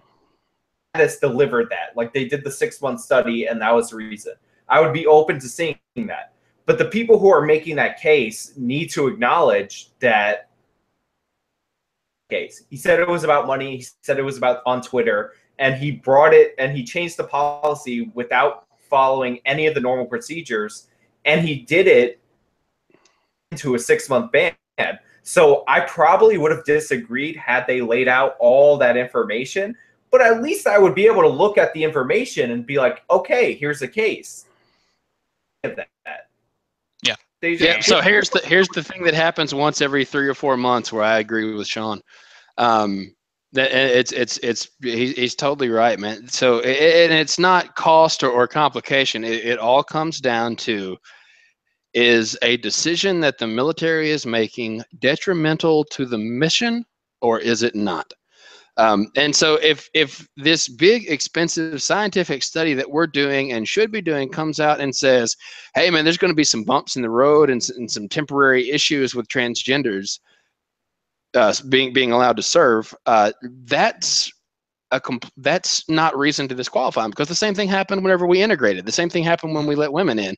The issue is going forward from here on, to the end of eternity, will making this decision be detrimental to the mission. And I'm not allowed to serve because I've got some medical issues or whatever as a result of a car wreck, and I'm an organ donor. Not that when I die I'm an organ donor, and I've donated an organ. Therefore, the military has decided I am detrimental to the mission because I'm a high-risk person and all that kind of stuff. Quite frankly, they've decided that I could cost them a lot of money if I got injured while part of the military, and they don't want to risk it. But either way, that's a decision the military gets to make. I spent 1.5 years trying to enlist and was ultimately denied the privilege of service because of that. And so I hate that for my if that were to be the case, I would hate it for my transgendered friends, and I would be right there with them and feeling that it was unfair. But that's what the military gets to do. But the thing is that's not what happened. In the chairman of the Joint Chiefs of Staff came out and said, not only is that not what happened, but we're not going to follow the president's tweet. That's not how the military works, unless the Secretary of Defense gives me the explicit order to change our policy. We're not changing our policy because the privilege of service is not denied on a whim. It's denied after there is a sufficient burden of proof that letting a group of people participate in the privilege of service is detrimental to the mission. And we don't have that for transgendered people right now. And so it's completely wrong and dishonest to not only for him to do this, but for people who I've seen people, express giddiness, in this idea and rub it in people's faces that they don't get to serve. Again, that hits really close to home because I spent so much time trying to serve and was ultimately denied that choice and had to accept that decision. So for people to, be giddy about other people not getting to serve who want to serve, who have not had the same privilege, of an evaluation that I had, man, that drives me crazy, man. And you're a bad human being if you're okay with that and happy about that. And I want to actually go into something that I've remembered from. It's actually something that Wes Clark Jr. said one time. Remember I don't know if you guys remember the story, but it was a story about a study from the Marine Corps regarding women soldiers in their service, and that it came out it was actually kind of against women in service. And I'll never forget because Wes was on the panel. Exactly, and Wes was on there as a moderating role, and everyone else was like, "Oh, this is unfair." Wes is like, "Well, no, not really. They took time to evaluate this. They came to this conclusion. And to be frank, I don't think they even like the conclusion they came to because they so desperately need enlistees and people in bodies that they really don't want this to be the case. But and after evaluating, it turned out to be the case. So I think that it can easily be applied to the military writ large in this case. That I think they really would prefer it if they could get more people and more bodies in uniform. And so I don't think they would take the situation lightly at all.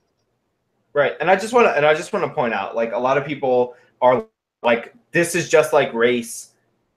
We should just integrate it as we do race. And what I'll say is, like, for every other facet of society, transgenders could be just like race, right? But like in the military, like, there's no difference, no like distinguishable like difference that impacts your ability to serve.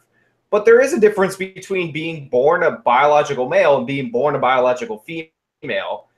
Like, if the military wanted to have its own standards for biological females and biological males, like, that's like just flat out discrimination based on race or based on sex. So, like I said, I know I'm kind of devil's advocating a little bit, but my point is like, come to the conclusion. I would have liked to seen the conclusion of the study to determine this, and I have to side completely against the way he did it. And the way he did it was not even filing the appropriate paperwork. But if you came to the conclusion that, you know, this was an issue, then I would like to see that data.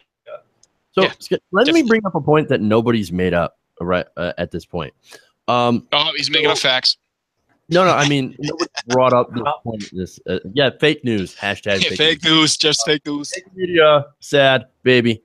Anyway, so, okay, so, like, you've got transgender people that have not transitioned wanting to go into the military, right?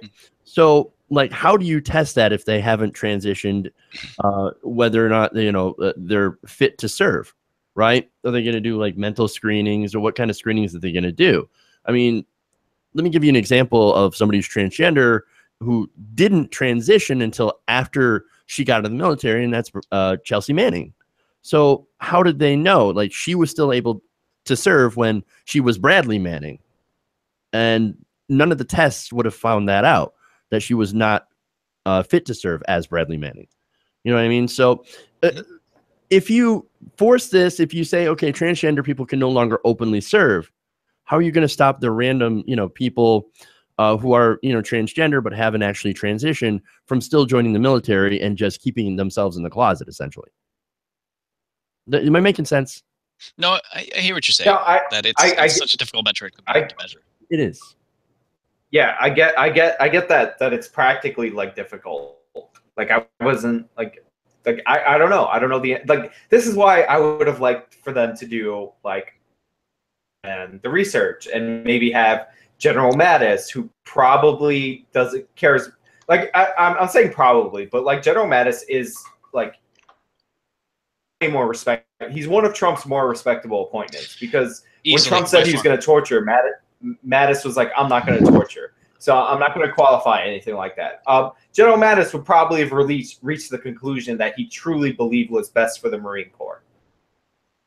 And Sean, they're still running that study. Like, Trump's tweet did not stop the military procedure, because thankfully tweets are not military orders. Like, there's, Trump has to issue an actual order, and he's going to have to fight his Department of Defense or Secretary of Defense that you just mentioned, and he's going to have to fight the Joint Chiefs of Staff on this. And so that hasn't happened yet. So I'm in complete agreement with you. I'd like to see the study play out. Now, obviously, I have my bias, and I hope it plays out one way. But regardless, whatever decision needs to be made needs to happen after the study. As of now, that's still what's going to happen. Now, that could change, because Trump is ultimately commander-in-chief, and he can make the decisions he wants. But his tweet was not a binding decision. As of now, the study is still going on, and no official decisions have been made. Yep, that was a statement from I believe the Joint Chiefs themselves, that we're not changing our procedure. We're going to continue ahead with this until data shows otherwise.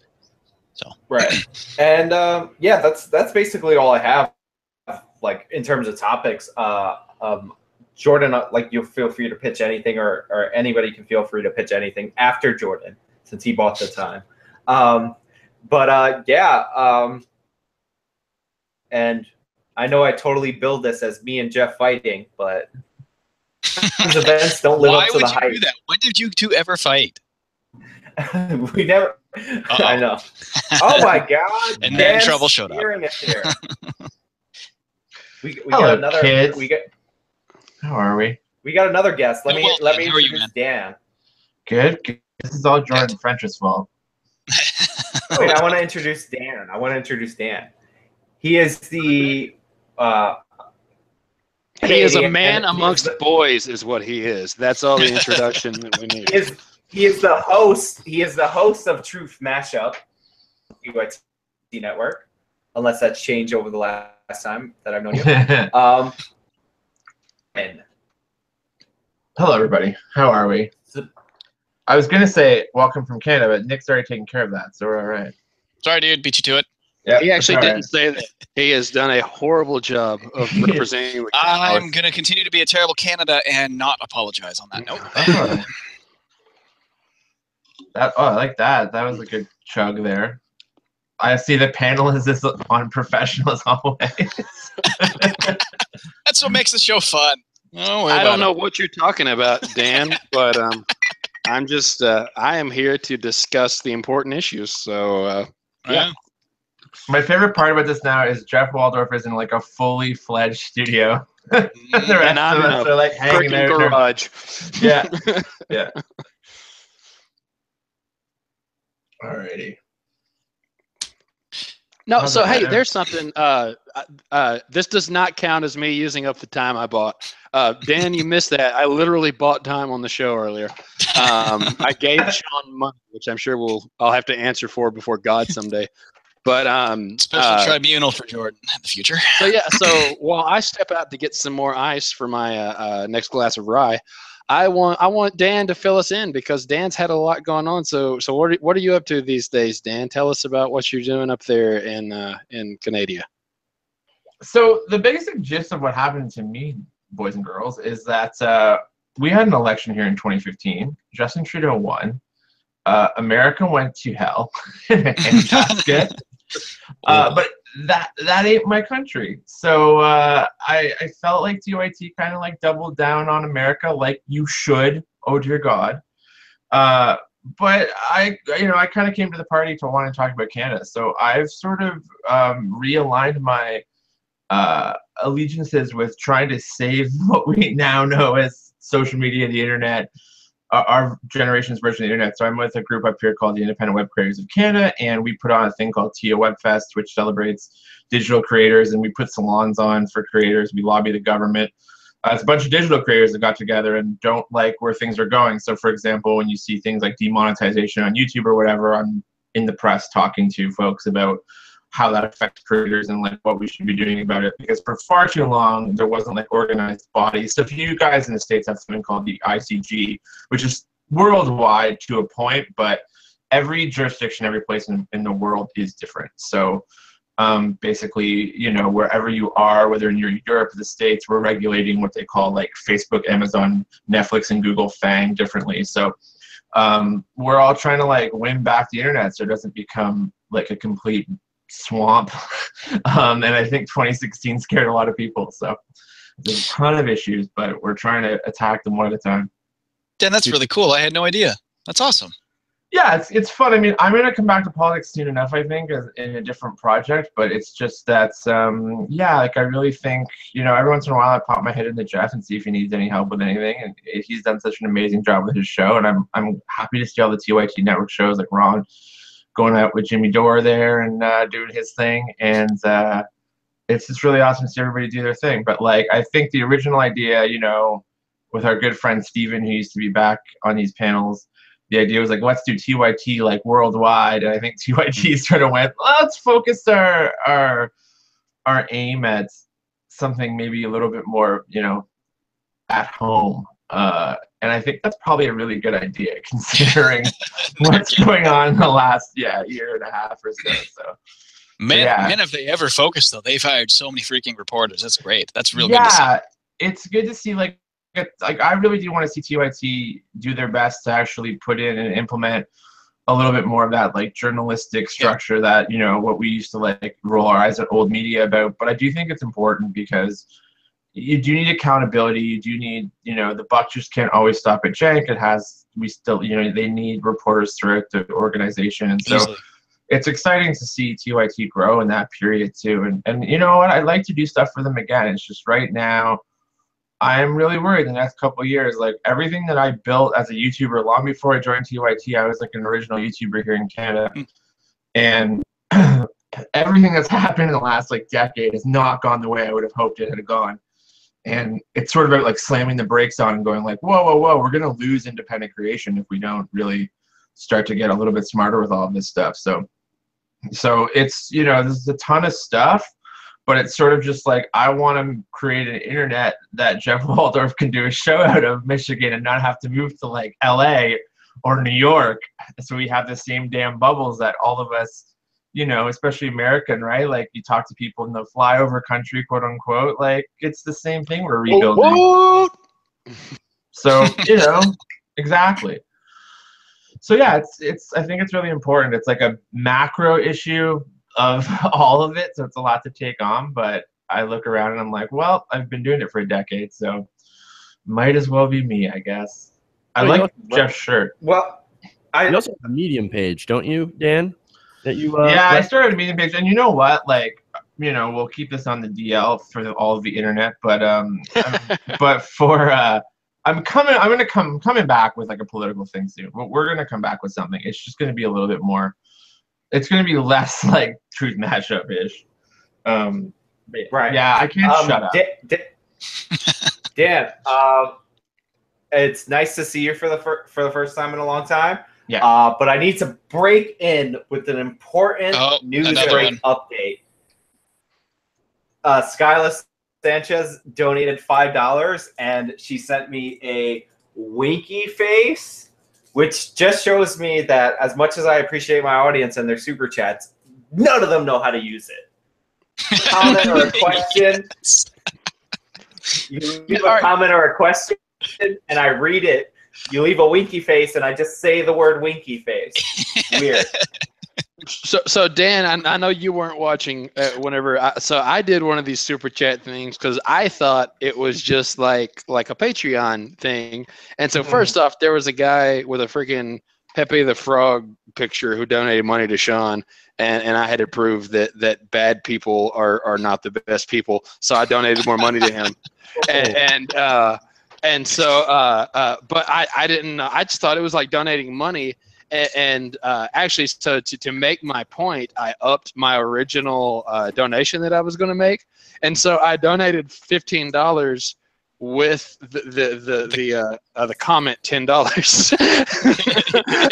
So did you know? So Dan, you're in this world. You're a creator. Did you know what super chat was? So the greatest thing about YouTube and everything in like 2017 is it's basically like where porn was at in 2014. So like the very first time I ever saw, there would be like a webcam girl and there'd be like a bunch of guys in a room like basically like tipping together. I'm like, YouTubers are screwed. Like that was the moment where I was like, oh no, this is not good. Like if someone is taking their clothes off and we have to like crowd fund it. We're in Dan was just watching that for research, guys. He swears. It's okay. Yeah, that was the WCC, and yeah. So, anyways, the as an organizational board member, what I'm trying to tell you is, kids, watch porn.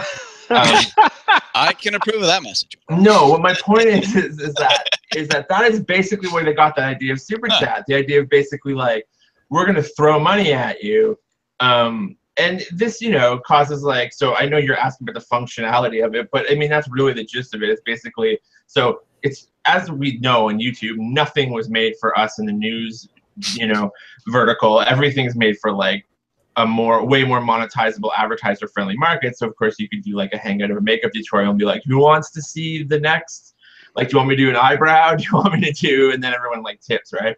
So, in us, it's like, do we want to talk about the downfall of, and then like, who's going to throw money? So it doesn't work. It doesn't work as well in the news vertical, but that's the idea behind it. Is you know, Superwoman, please answer my question. Here's $25. So like rich kids talking to rich kids on rich kids' daddy's webcam, YouTube. Sounds about right. Yeah. Also, I just wanna say something that Pepe Loves Trump is a honorable man. My first super chat donor. He's a good man. He comes from a good family. Hashtag not all Pepes. Hashtag Sean's biased. Hashtag media collusion. Hashtag full disclosures. Somebody's been bought. Oh, he's been bought. Yep. Just to regain my reputation, I'm going to go from talking about porn to drinking this nice cold glass of milk. America.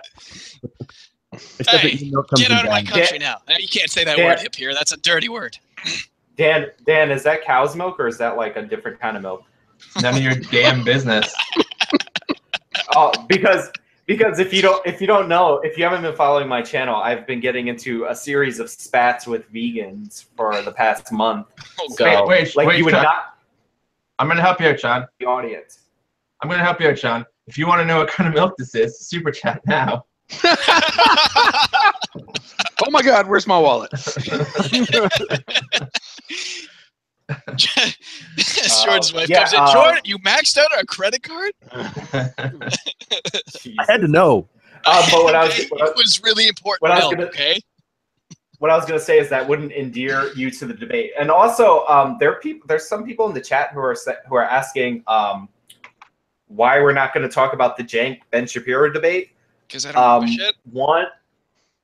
I'll give you the first reason. Number one, only none of us are clairvoyant days from now. Number two, it's a debate that hasn't happened yet. And number three, it has not taken place yet. Number one and number two and number three. Oh, I see what you're doing there. Yeah. Okay. Yeah. Yep. They're all the same thing. I might, if it's a good debate, I might make a video about it. If you super chat for that video. Yeah, obviously, if it becomes like something that everybody starts talking about, I might actually pay attention. But really, I don't really care what Shank and Ben Shapiro have to say to each other. I mean, I've followed Shank long enough that I'm pretty sure I know his views. I've seen enough of Ben Shapiro stuff. I know his views. I don't see any value in me watching the debate. I mean, that's a lot of people. Nobody really watches the debate to actually learn something. They watch a debate kind of to cheer for their own team. I'm not too big on the cheering for your own team thing overall. I would prefer debates that are a little more informative. If someone shows me something that's like, oh, there's this new thing in this debate that came out, I would be like, oh, cool, let's take a look. But I don't really care overall. I mean, I don't think Ben Shapiro will offer too many good points, or at least too many good points that Shank might not already agree with to some extent anyway, like basic stuff. So, all right, we're talking about the debate, which we're not supposed to do. Oh yeah, sorry. Yeah, mum's the word. All right, Jordan, you have some time. Take over. All right, so I'm going to do something that always plays well to the audience, and also something that's fun for me. Specifically, the first part I'm looking forward to here. I'm doing a two-parter, and I get to do that because I gave more than anybody else who super chatted tonight. If you want to shut my time down tonight, give more money than I did to Sean before the segment's over, and we'll shut it down. So here's my two-parter. One, the esteemed host here, or panelist on the show here, get to play Ask a Jordan because you guys, already know me, and it can have like personal questions. And then something that I feel is really valuable to growing small YouTube channels is getting the audience involved. And Sean, I don't want to assume the blank of your audience, but if this is anything like any other segment that I've ever done with you, Sean, then I am probably in the minority as a person of faith. And so the audience gets to play Ask a Christian with Jordan. And then after you guys have had your round of Ask a Jordan, you guys can play Ask a Christian if you want to too. But yeah, you guys get to go first. You get to play Ask a Jordan, and then the audience gets to weigh in with Ask a Christian or Ask a Jordan if they want, but they don't know me, so they should, that would probably be hard for them to play. How's the new kid coming along? Everything's going well? Well, it is. Huh? So my wife now, as of like the past month or so, is a stay-at-home mom now. We had the kids, in private school in the city where Sarah worked, so she would drive into work every day and take them with her. But now that we've got a third kid on the way, and it's going to be due here, in just like 2 months. We during the summertime or whatever, we kind of realized all right, starting up next school year, it's going to be a baby, and the other two kids are going to be in school.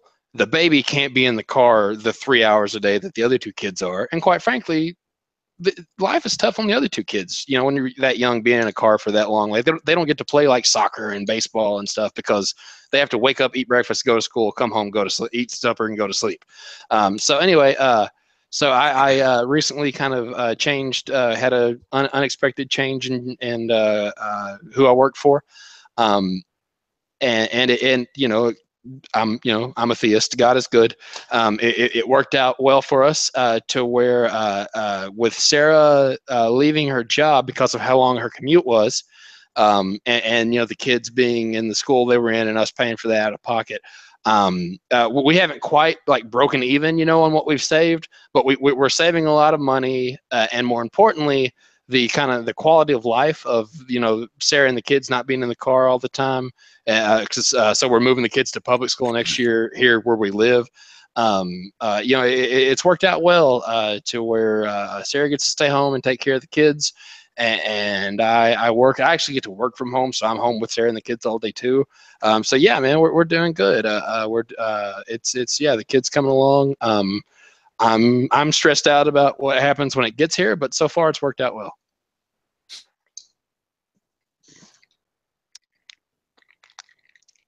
Jeff, go next. That's not. Wait. I was just gonna say that's nice, and it's good to hear that you're going well, and it's good to hear that everything's going well with your family. You have some fans in the chat. I don't know if you want to read that are very happy that you your wife is a stay-at-home wife. Yeah, it's good to hear. Here's my question. Do you have any like Sean-like names that you might want to name your child? So I was just about to bring that up. I was about to say, do you guys want to know the name?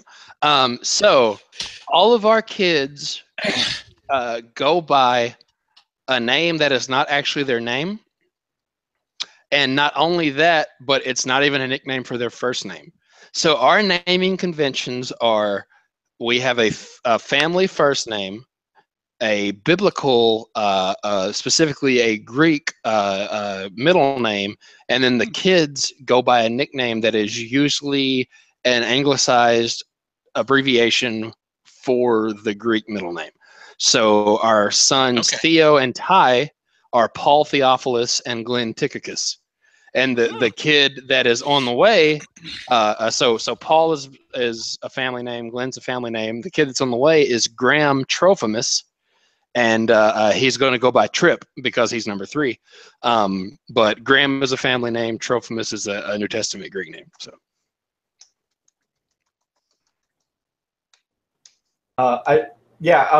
I'm gonna let Jeff or whoever wants to ask the next question. Tim Gersh, I really appreciate you saying no that we should super chat for the name. Like Jordan does not need to spell the name of his unborn child to my audience for super chat. Okay, the people have a right to know. So I cannot convince my wife. I actually can't convince my wife. We're going Trip with 2 P's because that's what we thought we wanted to go with. And then after we got pregnant, I finally sat down again and watched Star Trek Enterprise from beginning to end and realized that I am Charles Tucker III, who goes by Trip with 1 P.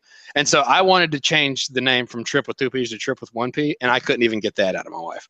So obviously I can't change the child's name, but I will personally call the kid. If we can get a super chat of $200 to Sean tonight, I will let the super chat pick what I call the kid. Oh God. I almost why really I'm in that organization, by the way. Yeah, I almost really hope we don't get it to $200 now because I'm really scared. This is, it's a gamble there. Don't be scared. So I told you our current kids right now are Theo and Ty, or as I call them, Theo in trade school. And that's on the internet for all of time. Oh, you brilliant bastard. All right. Anna Kasparian got really mad at me whenever she found out that that's what I called the youngest son.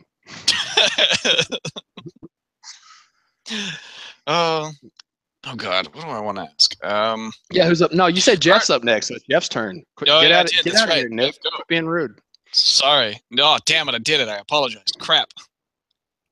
There you go. That Canada can't help it. Okay. Yeah, I don't really have any good questions, but so I heard you like guns. I do. They're fun. Wait a minute. You're a liberal, but you own guns? How is that possible? Oh God. That is possible because I live in the United States of America, where, right or wrong, as of 2008, with the I believe it's 2008, whenever the Heller decision happened in the Supreme Court, gun ownership has been treated as a universal right. And so I live in a country where, regardless of my political beliefs or mental status or basically anything else, I can own as many guns as I want. So I do. That's fun. Good as answer as any, I guess, for such a artificially contrived question.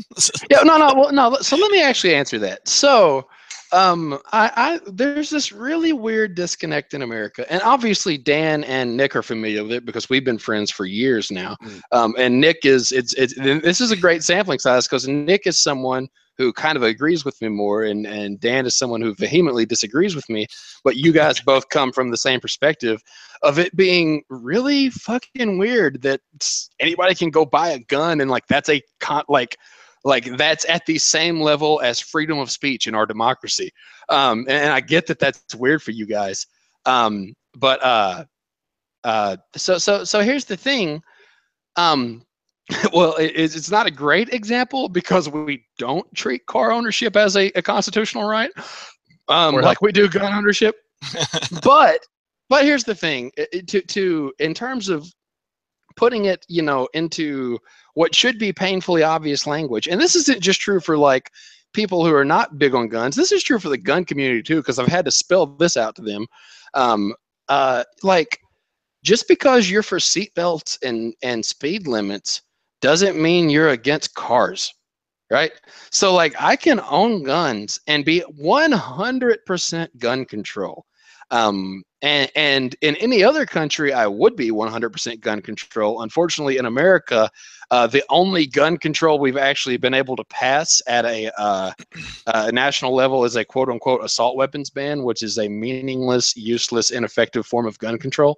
But like, whenever it comes to actual gun control that would actually save lives, that a lot of gun guys get up in arms over, I'm 100% for all that stuff, and I wish we passed it at a national level where it would actually work, because it doesn't work on a state level. Because if you live in Chicago, you can drive 10 minutes to Indiana and buy any gun you want. But yeah, like. Just because you're for something being, safely handled doesn't mean you're against that thing. And so like me as a quote unquote liberal or progressive or whatever, like I can totally love my guns and appreciate them for the engineering marvel that they are, and how cool they are and what they can do and what they afford to me from a recreation standpoint without being some idiot. And so I'd like to think that's where I fall on the spectrum. Yeah, see, that's the answer that I was looking for. I wanted to address that disconnect, because again, we hear from some people on the right that like, no, liberals can't. Obviously, they all want to, like, they're all communist gun grabbers. They're going to come take your guns. That's not true. There's a lot of people on the left that actually own guns and that appreciate guns, but still want some sort of at least common sense, regulation on them. And I think we both fall in that category. Well, and I don't want common sense regulation. I want, like any other regulation, I want it to be scientific. So whenever things are proven to reduce gun death, like a great example is a law in Missouri that was a waiting period on handguns in particular, got declined, and they ran a scientific peer-reviewed study on it and found like they were able to attach a specific percentage of increase of gun homicide that went up when that law went away. That we need to bring that. Not only do we need to bring that law back in Missouri, we need to bring it back everywhere, right? Common sense is not always scientific. And so that's where, like the assault weapons ban seems like a common sense thing, right? Like they're assault weapons. Well, whenever you dig into it and you realize that they're only assault weapons because the ban itself is where the term assault weapons came from, right? Like it's marketing.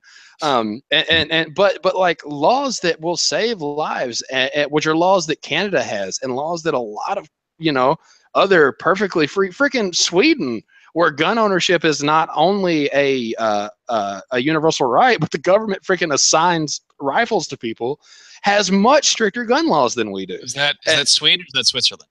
I'm sorry, I said Sweden. I meant Switzerland. You're absolutely right. Sorry. Yeah. I don't think Sweden has any. To all the good viewers from Switzerland and Sweden, I apologize. This is what I blame.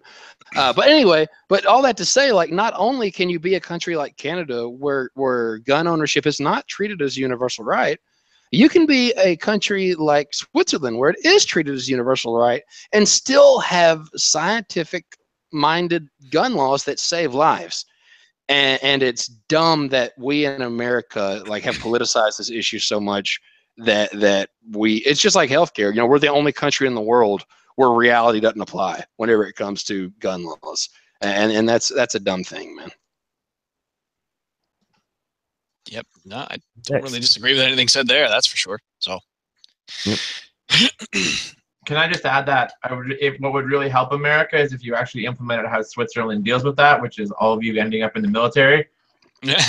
So I want to implement how Switzerland deals with it in a lot of other ways, but as a pacifist, I don't want to have to sign up to potentially kill people to own guns. But that's why everybody has a gun and can use it properly, because they had to learn how. Yeah. And then they also had to go to, their military. Now, they don't fight wars like you do, but I guarantee you'd solve a whole lot of American problems real quick if you did it that way.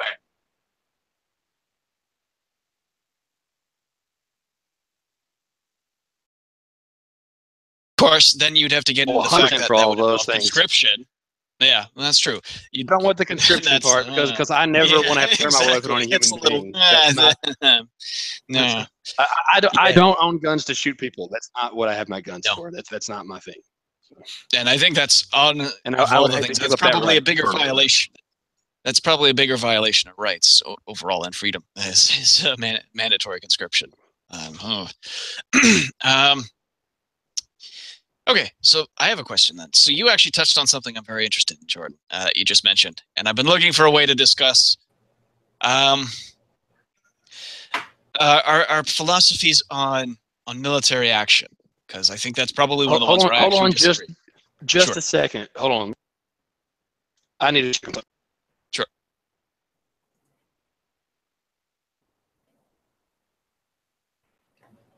What happened? He has to go do something. He'll be back. Okay, I was listening to the gun stuff on the while I was away. There's some things I can't do in a blink of an eye. That's okay. Hey, sorry guys, I'm back. I thought I heard my wife trying to get my attention. And when your wife's 8 months pregnant, you drop what you're doing. But yeah, okay. So go ahead, Nick. So, fill me in. So it's following on something you just mentioned. I guess this would be my portion of the Ask Jordan thing. Is you said you're a pacifist. I'm curious to what extent that goes, and this is as someone who is a fairly white liberal Canadian. Generally believes in pretty much everything that most of the panel believes in here, with perhaps the exception that I might be a little more willing to apply the use of force in an international sense than probably most of you, and part of that's because of my background in studying wars and war history. But I'm very curious. I'd love you to elaborate on your stance as a pacifist and the limitations of that, where you feel it's justified, where it isn't, please. That'd be great. Sure. Yeah, so first off, Nick, quit waving that around because you're not the only history major on this panel, son. A master's degree, thanks. So you got ahead of my complete self-deprecation. I was about to say you might have been the only history major with a degree because I dropped out 12 hours shy of my degrry. And to be fair, history was my second major. I was a theology major. That's what I actually did. But history is not an hourly intensive major at an undergrad level. It's. But anyway, sorry, we're getting into inside baseball there. My pacifism does not come from a political place at all. It does often dovetail with my politics, and I think there's a lot of evidence to, the war on terror is a great example of where waging this particular war just makes more war, because for every terrorist we kill, we create two more. If you're being conservative, but I do understand, practically speaking, there is a role that an armed nation state plays, and for not only for the well-being of that nation, but for the greater good. My pacifism comes from a purely religious place. As a follower of Jesus, I cannot kill another human being created in the image of God. That's antithetical to everything I believe. But that also those are not those two things I just stated are in tension with one another, but they're not contradictory, because there's a very clear kind of biblical principle that's portrayed both in biblical teaching and in biblical narrative in general, of this idea that good can be accomplished through not necessarily good actors, and that even though good is accomplished through those actors, that they are still wrong for what they've done and still pay for what they've done. So like just an example of that to kind of bleed in from Ask a Jordan to Ask a Christian. The first time the word Messiah shows up in the Bible is actually used to describe the emperor of Persia, who comes and conquers the Babylon. It's Cyrus who comes who comes and conquers the Babylonians, because the Babylonians are enslaving the Jews, the Israelites.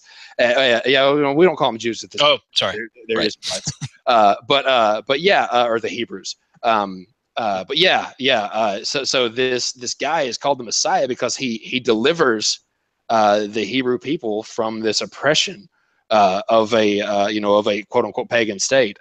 But he's also a pagan state and wages war and kills other human beings.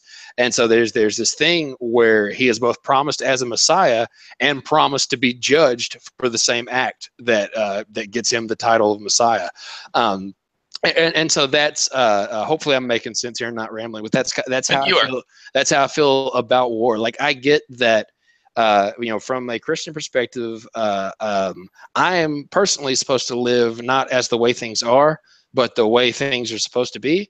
But I get that's not how things are right now. And so whenever it comes to non-Christian powers, whether that's states, as a corporate entity or non-believers as individual entities, that the world outside of my life and other believers' life doesn't operate off those same principles. And so, sometimes like somebody's got to go stop the Nazis. That's got to happen. Now, ideally, it would have been better had the church stood up in Germany and stopped that from happening, beforehand. Or the Germans. Yeah, well, again, the church in Germany is made up of Germans. I can't speak for people who aren't my people. I can only speak for my side. And so, like the church in Germany should have stood up and stopped that before it happened. But when the church fails to do that, then good still has to prevail, by whatever means or the world has available. And if that means a war, then a war's got to happen. Now, I'm not going to be a part of it. At least not. I've revealed just earlier in the show that I spent 1.5 years trying to enlist, and that's because I wanted to fly medevac. Right. So like I'm not going to take up arms against somebody, but let's keep it real. Like your average U.S. your E1, E2s who sign up for the Army are not. Hey, let's just say what it is. Like they're guys with GEDs who grew up dirt poor. And so like they haven't necessarily been afforded a life that lets them hash these same issues out. Sure. And that's not necessarily their fault. Even though I may disagree with what put them there, that doesn't mean I don't want to pull them out of a combat zone and keep them safe. And so like I believe in service and I believe in a lot of things that America stands for. But I either don't want to be a part of them, or if I'm going to be a part of them, it's going to be limited to a part of those things that is in line with the rest of what I believe. Well, and not even just a non-combat role, because even a logistics role, I'm still ultimately aiding in the killing, right? But on the medical side, like you're literally saving lives, and I'm like, well, that's a way I can serve my country without compromising, my values. Sure, that's a good answer. And by the way, that's really honestly that's really respectable, Jordan. Both my parents did serve in the U.S. Army. Like I'm sure you guys know that, and they were both like medical. So like it's really respectable that that's what you would have wanted to do, in my opinion. Definitely, Thank you, Sean. And ultimately, my view does definitely boil down to ultimately at its core, somebody's got to stop the Nazis. Now, with that said, everybody who's labeled a Nazi, that doesn't apply to everyone who's labeled a Nazi these days, because that term seems to be a little used too loosely. Yeah, nowadays. Well, no, we still need to stop those people, just not the same way we stopped the Nazis in the 40s. Definitely, yeah, because they're not So I want to just kind of clarify too, and say just in case there's any kind of chance this could be misconstrued. So also, part of all those beliefs I outlined means that whenever those guys pick up arms to stop the Nazis, I don't hold it against them. Again, we're talking World War II. World War II Nazis. Like just because I'm saying it's something that I personally don't believe in, there's a lot of Christians throughout history who are just war advocates. People who have not gone to the past, and people that are not only better but also smarter than me. So like I'm not one of these. Like I'm not here to cast aspersions on people who reach a different conclusion. I'm just for me intellectually, whenever I look at all the evidence that God Himself, we believe lived and died to give us, that's where I stand. And so not only is it something I believe is necessary, but I also don't really blame people who feel like it's what they need to do. And I actually reminded me of something I wanted to go back to, because you mentioned that a lot of American GIs, general infantry, and all those that sorts are from generally poor backgrounds and less educated backgrounds. What I would respond to that with is if the idea was that having a more highly educated society would perhaps make them a little more less inclined to join with the intent of engaging in combat roles. Historically, I'm not entirely sure that's actually panned out, because if you look at societies that did have highly educated militarized populations, you come up with First World War Germany, ultimately, where you had scholars who were arguing that war is a just way for the German society to be built, minus all the Nazism stuff that came after, which also added on to that. But that there were scholars and educated people who believed in contemporary or mandatory service of a certain amount of time, a citizen reserve force that can be called up that has military background and training, and that military service is a valid and not only valid, respectable, but important and critical part of life in that state. So even when it comes to the higher educated populace, unfortunately, even in history, that doesn't necessarily dissuade them from being right. But to be fair to the World War I Germans, they were being manipulated by Ares, who was played by an English guy, and which, for anyone who hasn't seen it, go see Wonder Woman. That is a great movie. Yeah, spoilers, Sean. Okay, so so we're playing Ask a Jordan and waiting on the audience to play Ask a Christian. So who's up next? Would it be Dan in the stream or somebody in the audience? I lost place. You and Dan still have a turn. I asked you first. I asked you the first questions. What was Are you talking about Ask a Christian? No, well, just Ask a Jordan. What was your first Ask a Jordan question? I asked you how your wife. Oh, how you your wife did. is Yeah. Sorry, that one was just so easy to answer. I didn't have to put any effort into it, so I totally forgot about it. So, Jeff, you got one in, didn't you? I did. What was yours? He asked you about the guns. Oh, yeah. Okay. So it's just Dan. And then we're on to the audience. Well, Nick, Dan asked you about your short-term memory loss. You forgot that too. Oh, that was well played. That was almost as good as Dan's Rolling Stone post today. Inside baseball, suckers. Okay, so here's my question for you. As somebody who lives in what we would all think of as us elitists, SJWs, as a pretty white sort of conservative state, somebody who has like the white friends, somebody who comes from white male privilege and all that fun think piece stuff from the internets. My question is, how are you feeling that America is handling the post-Trump world in terms of like post-election, post-win? It reminds me a lot of when Rob Ford got elected here. We ended up in like gossip. We didn't really cover what was actually happening. No one was really paying attention to the actual issues, and we got caught up in sort of the reality show. Do you feel that the people who were angry, the people that were upset, some of your friends who are conservatives, what's their take? Because my fear as a Canadian was always not what happened when Trump won, but what happened when Trump disappointed everyone. Mm-hmm. Yeah, so just to throw out a couple things. One, I actually that it's so I definitely benefited from some of the things you laid out there, Dan. So where I grew up in, it's much easier being white, than it is African American. But I didn't grow up, quote unquote, in white America. Like I grew up in one of the more African American parts of the country. Keep in mind, just by virtue of our history, a lot of black people in America live in the South, just because that's where we brought them. Like I was actually a minority in the elementary school I went to. And some of them went north, but they came back home because that's where their home was at the end too. Well, and they came back home because it was cheaper to live here. But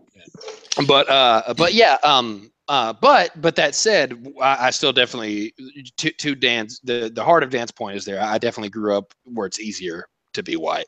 I'm not going to sit here and lie to myself and say it wasn't. So in terms of what America's missed, I completely agree. So the big thing with Trump is not his racism, because he is racist, but that's not the threat he poses. It's not his misogyny. I think he is a misogynist, but that's not the threat he poses, because all of those things, he is not anathema to the conservative movement in the Republican Party. He is the conservative movement in the Republican Party.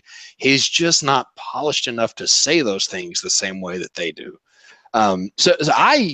In previous years, if you were to go back and look at statements that I had said or written, I would be one of these guys who was really bothered by the whole, oh, well, so-and-so said this, but what they really meant was this racist thing or this misogynistic thing.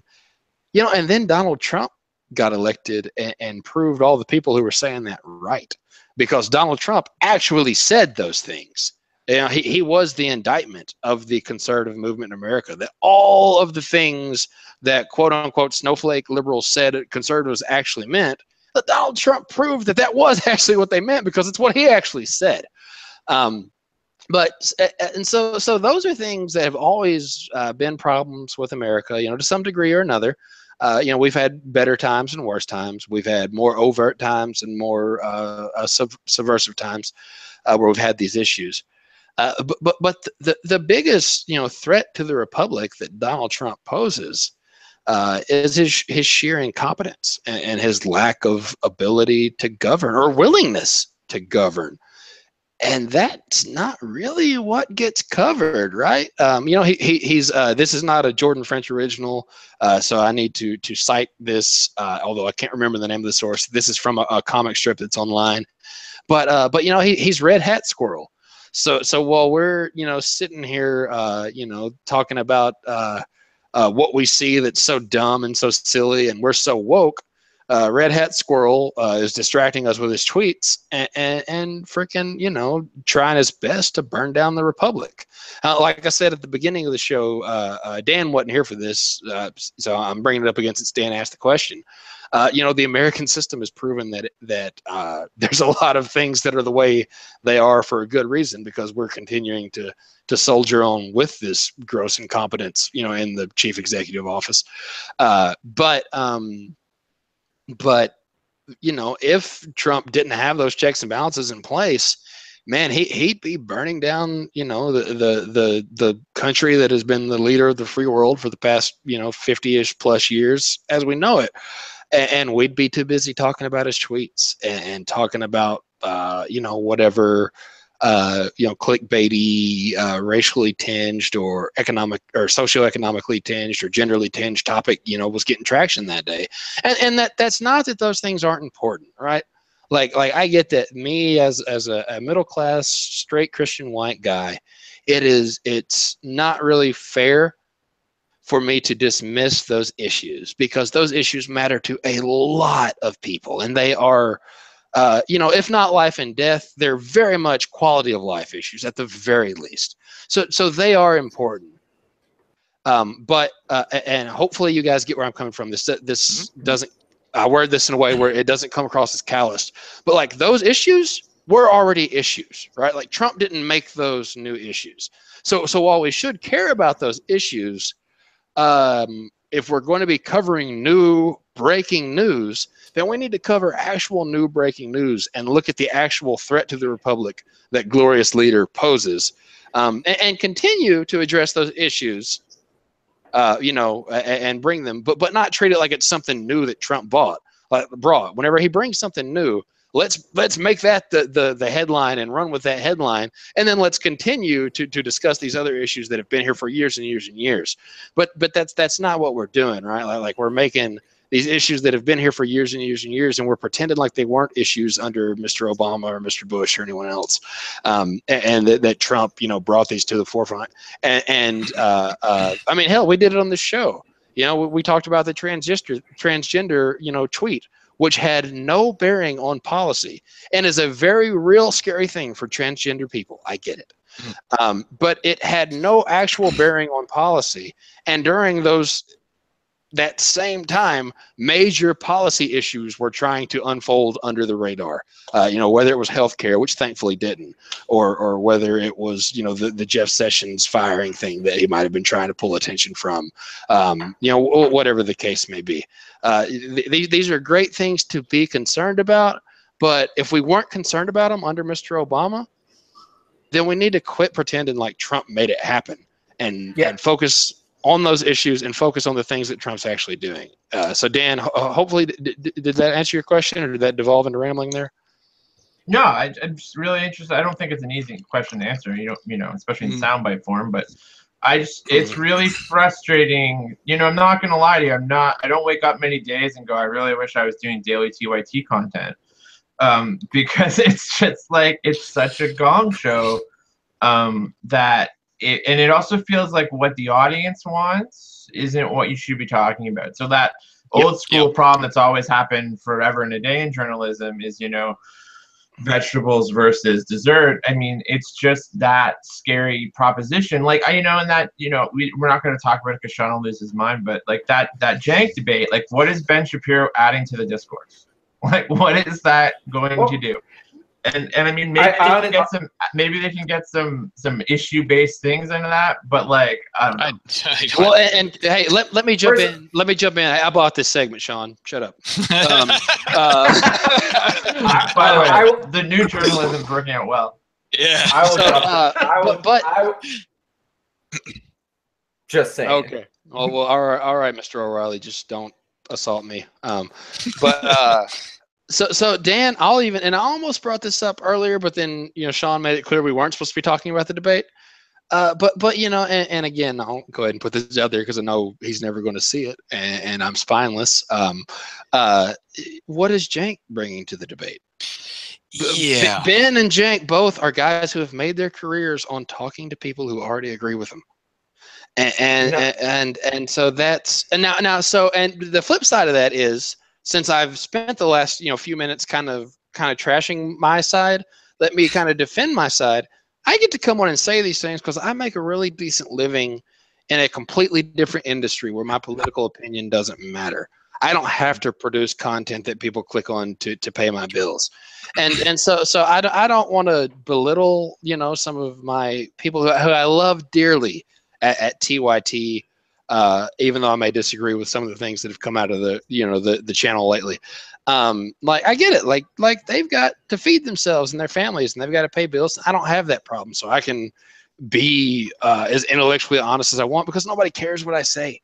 And so like that's a reality. I'm not saying that excuses it, but I've got to at least acknowledge that reality for what it is. I mean, to give the counterpoint to that from somebody who did that gig for a while and now isn't doing it, so I won't put Jeff on the hot seat. I'll let him take a pass if he wants. But I mean, I'll give the flip side to that, which is the problem that no one seems to want to talk about in America, which is really odd to me as a somebody who's just a commentator, but is that it's actually not the bases that troubled me with 2016, because that's sort of that's just a shifting pendulum of people, right? It was the actual people who saw that election and was like, I'm going to sit this one out.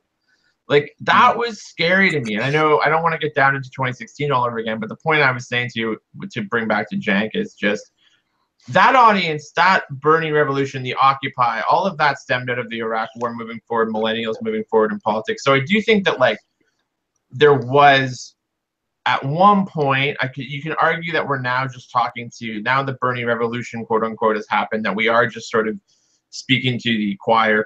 But I think that choir grew a lot, if you will. And I think that's the reason why it was important. And I'm not quite sure, looking at America and where they are in the Democratic Party and their solutions, it's not still really needed. So I get where they're coming from, but it's hard as a journalistic model to defend it sometimes. Like, I have trouble with, and then here's where I am going to throw Jeff under the bus. Like, I've had these conversations internally, which is like, I have problems with the merch.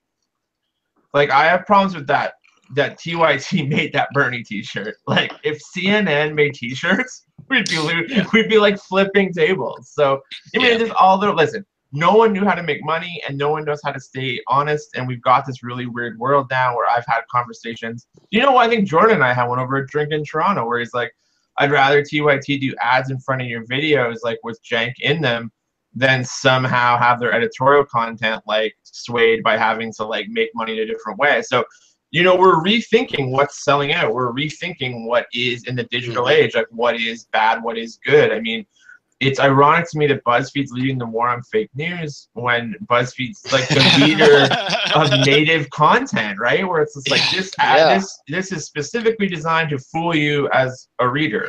Whether or not they're still the leader, they definitely made the model work. Like, they were the pioneers. I don't know if they're the leader, but they were the pioneers. And thank you for remembering that conversation. And I'll go ahead and reaffirm that. Yeah, what Dan just said is true. I said Dan to that in Toronto a couple years ago, and I still agree. I would rather TYT have more ads and the editorial content be unsullied than them have to worry about clickbaity stuff to not offend their audience. Oh no, I would agree entirely, and that's honestly one of the same reason I'm not watching as much as you guys are. It's sorry, Dan, I didn't mean to cut you off. You're still going. I'm sorry, bud. No, I do want to like kind of grab the helm for a second and address just like some Jeff points. answered. I'll give it to Dan. I'll give it to Dan or Jeff to answer that question, but I do want to like grab the helm and address some of the points that were brought up eventually. Go ahead, Jeff. So I guess that means go to Jeff then. Okay. Yeah, I said him go first, but then I want to like address some points. Cool. Well, I was just gonna say that, you know, that kind of like clickbait stuff, it does hurt the discourse, and I think a lot of that has fed into the fake news narrative. Yes. I think that's definitely a big factor, and you know, we like to criticize the media for doing something similar and not covering the kind of topics, but sometimes we're forced into, you know, covering certain things as opposed to other things just in order to get enough eyeballs in to make enough to pay the bills. So, I mean, that's one of the sad realities of doing, you know, what we do, internet commentary and you know, you want to call it internet journalism, but I think it's more commentary based. Right. And okay. That's why you've seen so many people go towards, you know, Patreon and other models like that to try and say that, well, I actually want to do this kind of topic. Like, for example, right now we've got, Dan, you mentioned the demonetization of certain videos. Well, they demonetize things that, you know, are really important. Things like what's going on in Syria. You know, you can't put a video up on Syria without it getting demonetized. You still want to talk about it because it's very important what's happening in that part of the world, but you can't make any money off of it. So that's a big problem for actual real news and actual real policy. Yeah. So and that's again one of the biggest problems is, like Dan always points out, new media in certain ways is being turned into old media because the money's just not there. You know what I mean? Right. Okay. So, yeah, and Dan, it's good for you to speak there because, like, you know, like, again, I don't want to talk, like, there's people at some of these channels we're talking about that I know and love dearly and respect the hell out of, but that they're also, like, as an organization, very well established.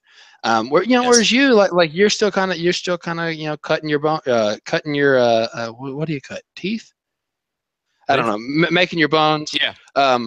You know, like so, like, I get like you have to do this or else, like, you don't get paid that week. I'm cutting fine cocaine because I work on the internet.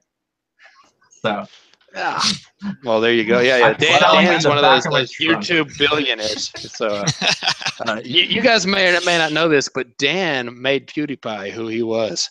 So I'm an Instagram model. Canada's a different country. All right, but I do gotta address like a ton of points that were said. So, you really don't. You really yeah, don't. I do. Yeah, you really don't. Yeah, I do. I need a refund for my super chat. That was a part of the deal. Go read the super chat policy and see how far you get with that refund. So real quick, about the debate thing or whatever. I've seen Cenk Uygur debate. He drops a lot of ad homs, and I've seen Ben Shapiro debate, and I actually listened to Ben Shapiro's show. Like, you guys are not giving him as much credit as he's due. Like, he's actually, like, he's definitely conservative. He's not a Trump sycophant by any stretch. And No, like, he's not. Yeah, so that's completely unfair. Number one. Number two, Trump is not really the conservative movement, and I think part of the problem is this, like, everybody who voted for Trump endorses racism, sexism, homophobia, blah, blah, blah, blah, blah. Like, that's not why people voted for Trump. Like, you see it in the chat right now. Like, part of the reasons why people voted for Trump was to throw a brick through the establishment. And Hillary Clinton, plain and simple, was the establishment candidate. Like, if you looked at the polls, then Bernie Sanders would have probably walloped Donald Trump. Yeah. Are all the racists, like sexist neo-Nazis or whatever you want to call them, are they going to flip to the old Jewish guy? Or maybe they didn't like Hillary Clinton and the Clinton dynasty. That was where part of the Bernie Bros thing came in. Was that it was a way of them to allow them to dovetail the two groups together, in a way that they could then make that case if they had to. That was part of the reason why that sprung up.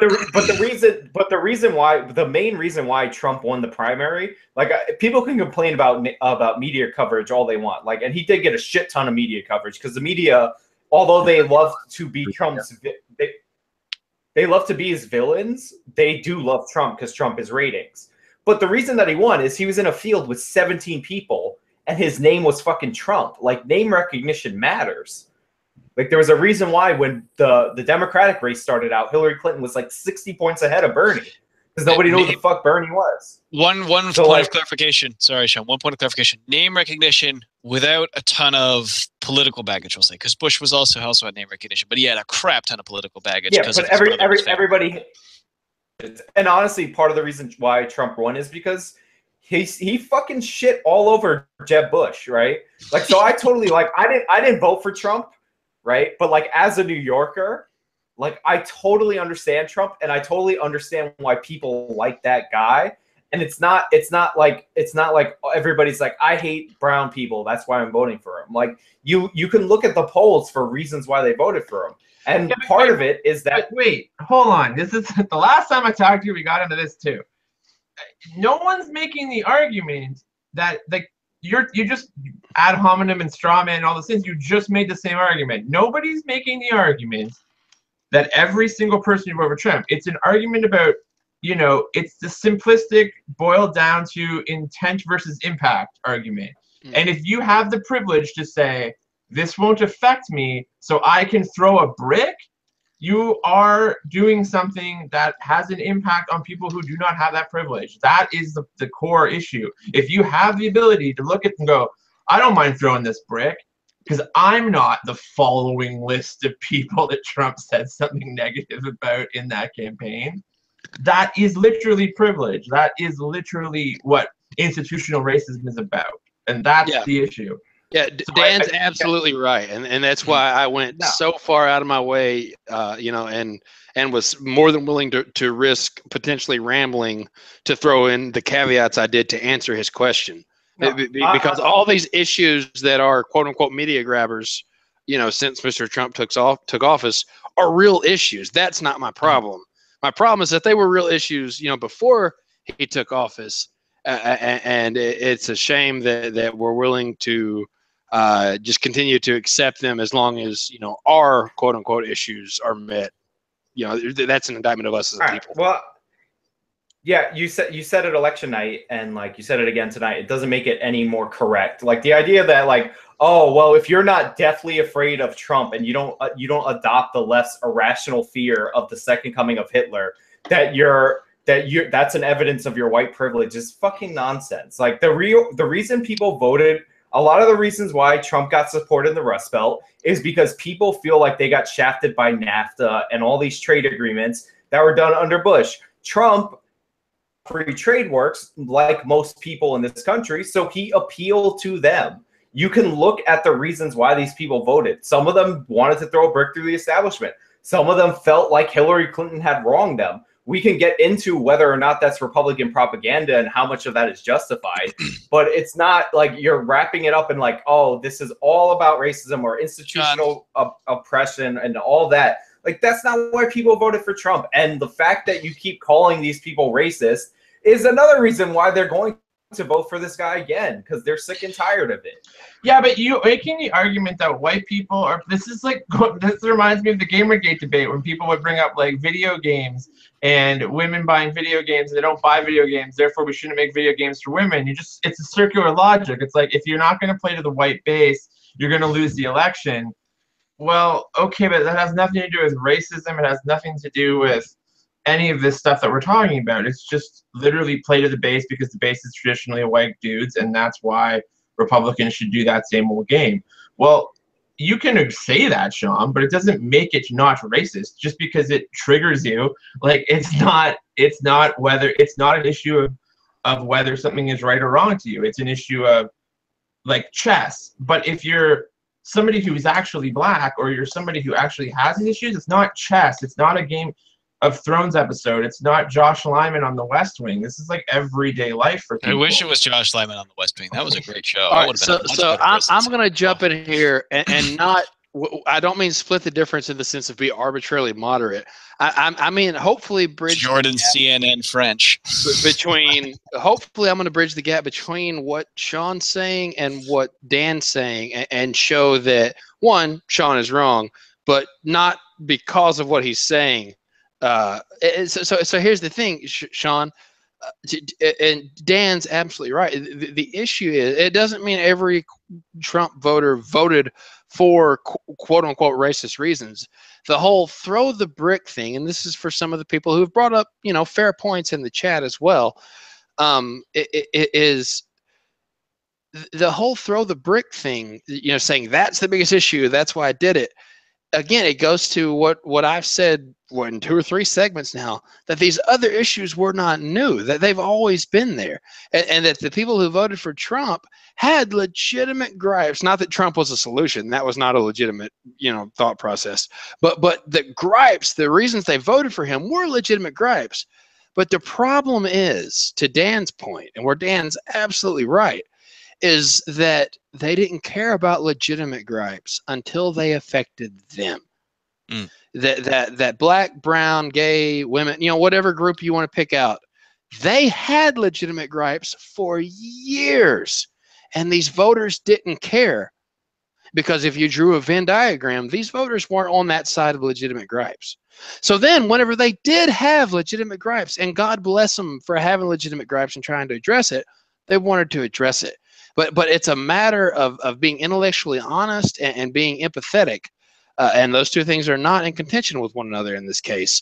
But understanding, what is it that Dr. Martin Luther King Jr. said? I'm going to screw the quote. Actually, I'm not going to try to quote it because I'm going to screw it up. But the principle is that injustice against one person is injustice against us all.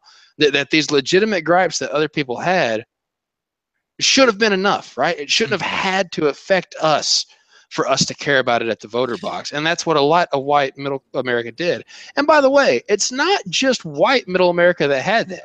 So to circle back to a point that we had earlier about Dan, where I had to educate Dan about where black people live in America, right? Like most black people used to live in the South, right? And then they migrated out because racial relations in the South fucking sucked.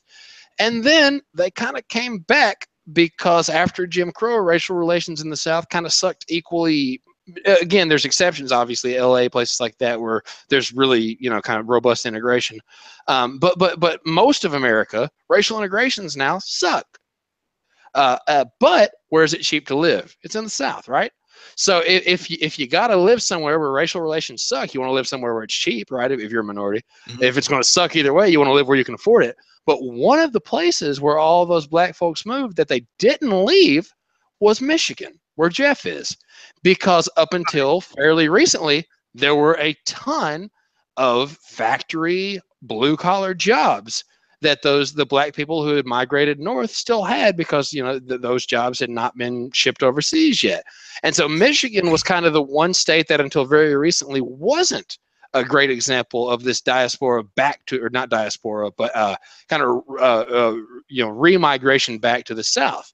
And so all these white middle America voters, who voted for Trump because their factory industry was gone, there's not just white people that got affected by that. Like that hit black people too. And but white people didn't care until it affected them.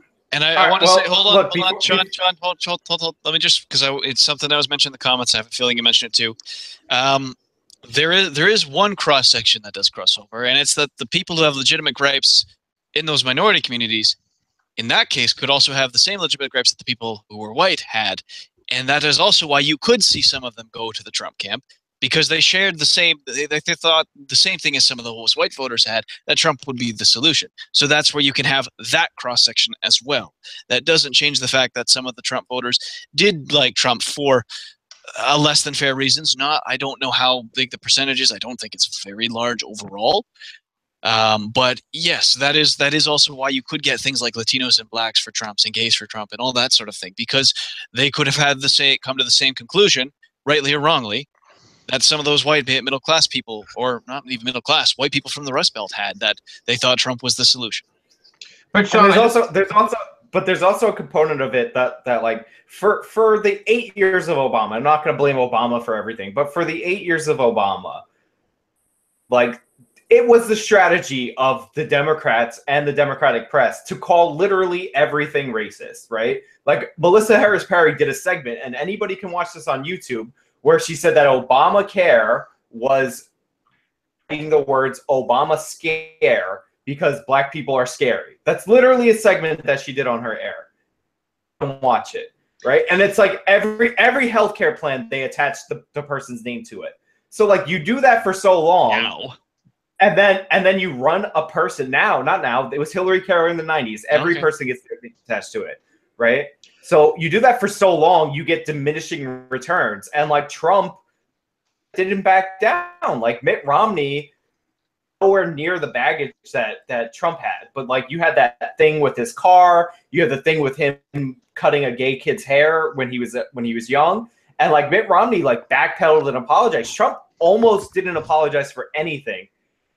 So part of it is like, well, they assume I'm racist. They call me racist all the time. They call this guy racist. I'm just gonna pick this guy because he doesn't give a fuck. So like I think you're overestimating like how pissed off this made them. And again, I'm not a Trump voter. I didn't vote in the election. I'm like, I live in New York City. It's gonna go to Hillary, right? And turns out I was right. So, but Sean, hold on here. And this is where like why I get upset and why I push back on you so hard on these types of segments that you do. And this is where we were Facebook friends, and I just like would every time when I like comment on your Facebook thing, you get so caught up. And this is why I'm really happy you're starting a channel. And this was a problem, I made that joke about Gamergate earlier because I felt there were so many overlaps in how the internet thought bubble happens. And it's a thought bubble that revolves around not understanding how media works. Like they don't understand how, and I know you started your channel months ago, but I'm saying you're starting to actually get subscribers. It's going to start working more like an everyday sort of thing. You're going to see it every day. You're going to interact with people every day. So it's not just like having like a hobby. It'll be like having an actual little media channel for yourself. And why it's so important is that people are not interacting based on what's affecting real people. They're interacting what's affects internet economics, and those are two very separate things. And that's the thing that really concerns me. It's like no one is saying. So like a lot of the times I hear the arguments like the left has to stop blank. The left isn't doing blank 9 times out of 10. It's like Slate or Salon or Jezebel, and that's just clickbait. It's just a media narrative. 9 out of 10 people aren't even fucking informed about anything. Like most people are on Twitter like paying attention to The Bachelorette. So that's what's frustrating to me is like when you frame things like the left is too obsessed with everyone's calling somebody a Nazi or like they're following Trump down a rabbit hole. The left isn't doing these things per se. Like it's a media that's getting about 10% of 15% of the bubble, and that's why it's frustrating to me because you're just playing into bubble economics and it's not actually politics. Sorry, Dan, that was really important and everything, but Laffy Cat's here, so I have to pay attention to that. Sean, if you didn't make that like the main screen, then I'm really upset with you right now. What? The cat? Jordan's cat. Hey everybody, this is Lafayette. I could stop. No, but I did hear what you were actually saying, Dan. So I hope you don't realize I was listening. So no, I get what Dan's saying, and like we all like exist in like media bubbles since we like are active. But like some of it does permeate into the pop culture, and like the bits and pieces that trickle out are what like your average person who doesn't pay attention sees. So like yeah, like in our own like bubbles, like if we're looking for certain news, we find like that type of news over and over and over again. So I get that, and I'm just saying like you like the reasons why Trump won are in the like they're in the polls. If you like you can look up the numbers on this, and like his trade and these other things like at the top they're in the top 5, but they're not number 1 or number 2. Like you can look this up. I'll when I find the link to the poll, I'll leave it in the description of this video. All the reasons why he like the number 1 reasons people gave for voting for Trump, and you could see it, and it's like of reasons, but like most of it is like the reasons people vote for anybody. Unchecked anger, they're in this political party, like all that shit. But I totally forgot what I was saying like halfway through, and I've just been continuing to talk. So, Sean, you mind if I give some numbers here on who actually voted more for Trump? Because there's this thing that's going around. It's like, well, there's a lot of people in Michigan, Pennsylvania, Wisconsin, that were working class, and they had to throw the brick. And there are definitely those people that did vote. I already know this is going. But also a lot of white, affluent, middle class people voted for Trump. And these are people that normally vote Republicans anyway. So they were more like, party loyalty. I'm not going to vote for Hillary. She's a Democrat. Yeah. I'm going to vote for Trump. He's a Republican. Yeah. No, I totally agree. But I'm talking about numbers on their reasons why, more than like the demographics. Sure. If you know what I mean. Okay. So, but yeah, I mean, like obviously, like the problem wasn't economic insecurity. Wouldn't be one of their reasons, because again, these people had much higher incomes and they were comfortable in their careers. So didn't he do well with non-college educated people too, though? Non-college educated whites? He did well, but not as well as he did with middle class whites. Yeah, but I'm just saying, if you look at the reasons they get better than Hillary Clinton did with that demographic. But again, the majority, I think, is college educated white people in the suburbs that normally vote Republicans. Yeah, but my point is if you're voting for a Republican because you want lower taxes, that's not you're voting for, and you always vote Republican because you want lower taxes. That's not the same thing as you voting for, like, it doesn't matter if you're rich or whatever, but like that doesn't necessarily mean that some of the reason like that people voted for Trump wasn't necessarily a specific policy, like he's going to build a wall, he's going to keep out the Mexicans, or he's going to give me a tax cut. I think a lot of it also has to do with he's a Republican. I vote Republican. I vote straight ticket. Oh, definitely. But the thing is he clearly did worse in a lot of districts, congressional districts, there's districts where he won by like 3 to like 5%, or like 3 to like 3 to 1. Yeah, in red districts, and the Republican candidate like won by like 20%. Mm-hmm. So like people who think that the Trump train carried the Republican Party are completely wrong. Slim margins in Michigan, like hundreds of votes or something like that, right? Yes, it was quite slim. The one thing that let's just back up, just because I mean this is from Pew Research. This is from right after your November election, so this is November 9th, like I believe. Right? Yeah, no, this is their fact tank. This is their like search. This is based on exit polling as well too. But this is also, in general, this is what they were looking at, which is you had Trump winning whites with a college degree by 4. So you had 49 to 45 for Trump. In 2012, Romney won college whites by a wider margin, 56 to 42. Okay. But Trump's margin was the same as John McCain's margin in 2008. So this is where you're all right about what we've been talking about. But here is where the Trump train, here's where things sort of get a little bit different, which is among whites with no college degree, the gap between college and non-whites was wider in 2016 than any past election to 1980. So that's where things matter, right? Like this is like young adults only preferring Clinton or preferring Clinton 55 to 37, but Obama had 60 to 36. So like all of these narratives are partly true, right? Like Clinton was a terrible candidate. Trump won people who weren't that smart, but whites in general went out for Trump. So like what Jeff was saying, the gender gap widest in exit polling dating back to 1972. Not that different than the Gore-Bush election, right? So like all of these things numerically, statistically speaking, are kind of in the balance. So that gives a lot of fodder for, editorializing the whole thing. But at the end of the day, I think it's important to look at sort of why the problematic thing that happened to me in that campaign was you look at those numbers and to say to any of that, well, let's not deal with the issues of race, or let's not deal with the issues of gender, because like, oh, there's other things, and it was really about, yeah, but the only thing that statistics point to is that those two things played a large part in it. So that is why you can say, yes, there was a larger number of people that voted for Trump that were Latino than voted for Romney, but in the great picture, it's white folks that put Trump in office. Oh, yeah. Mm-hmm.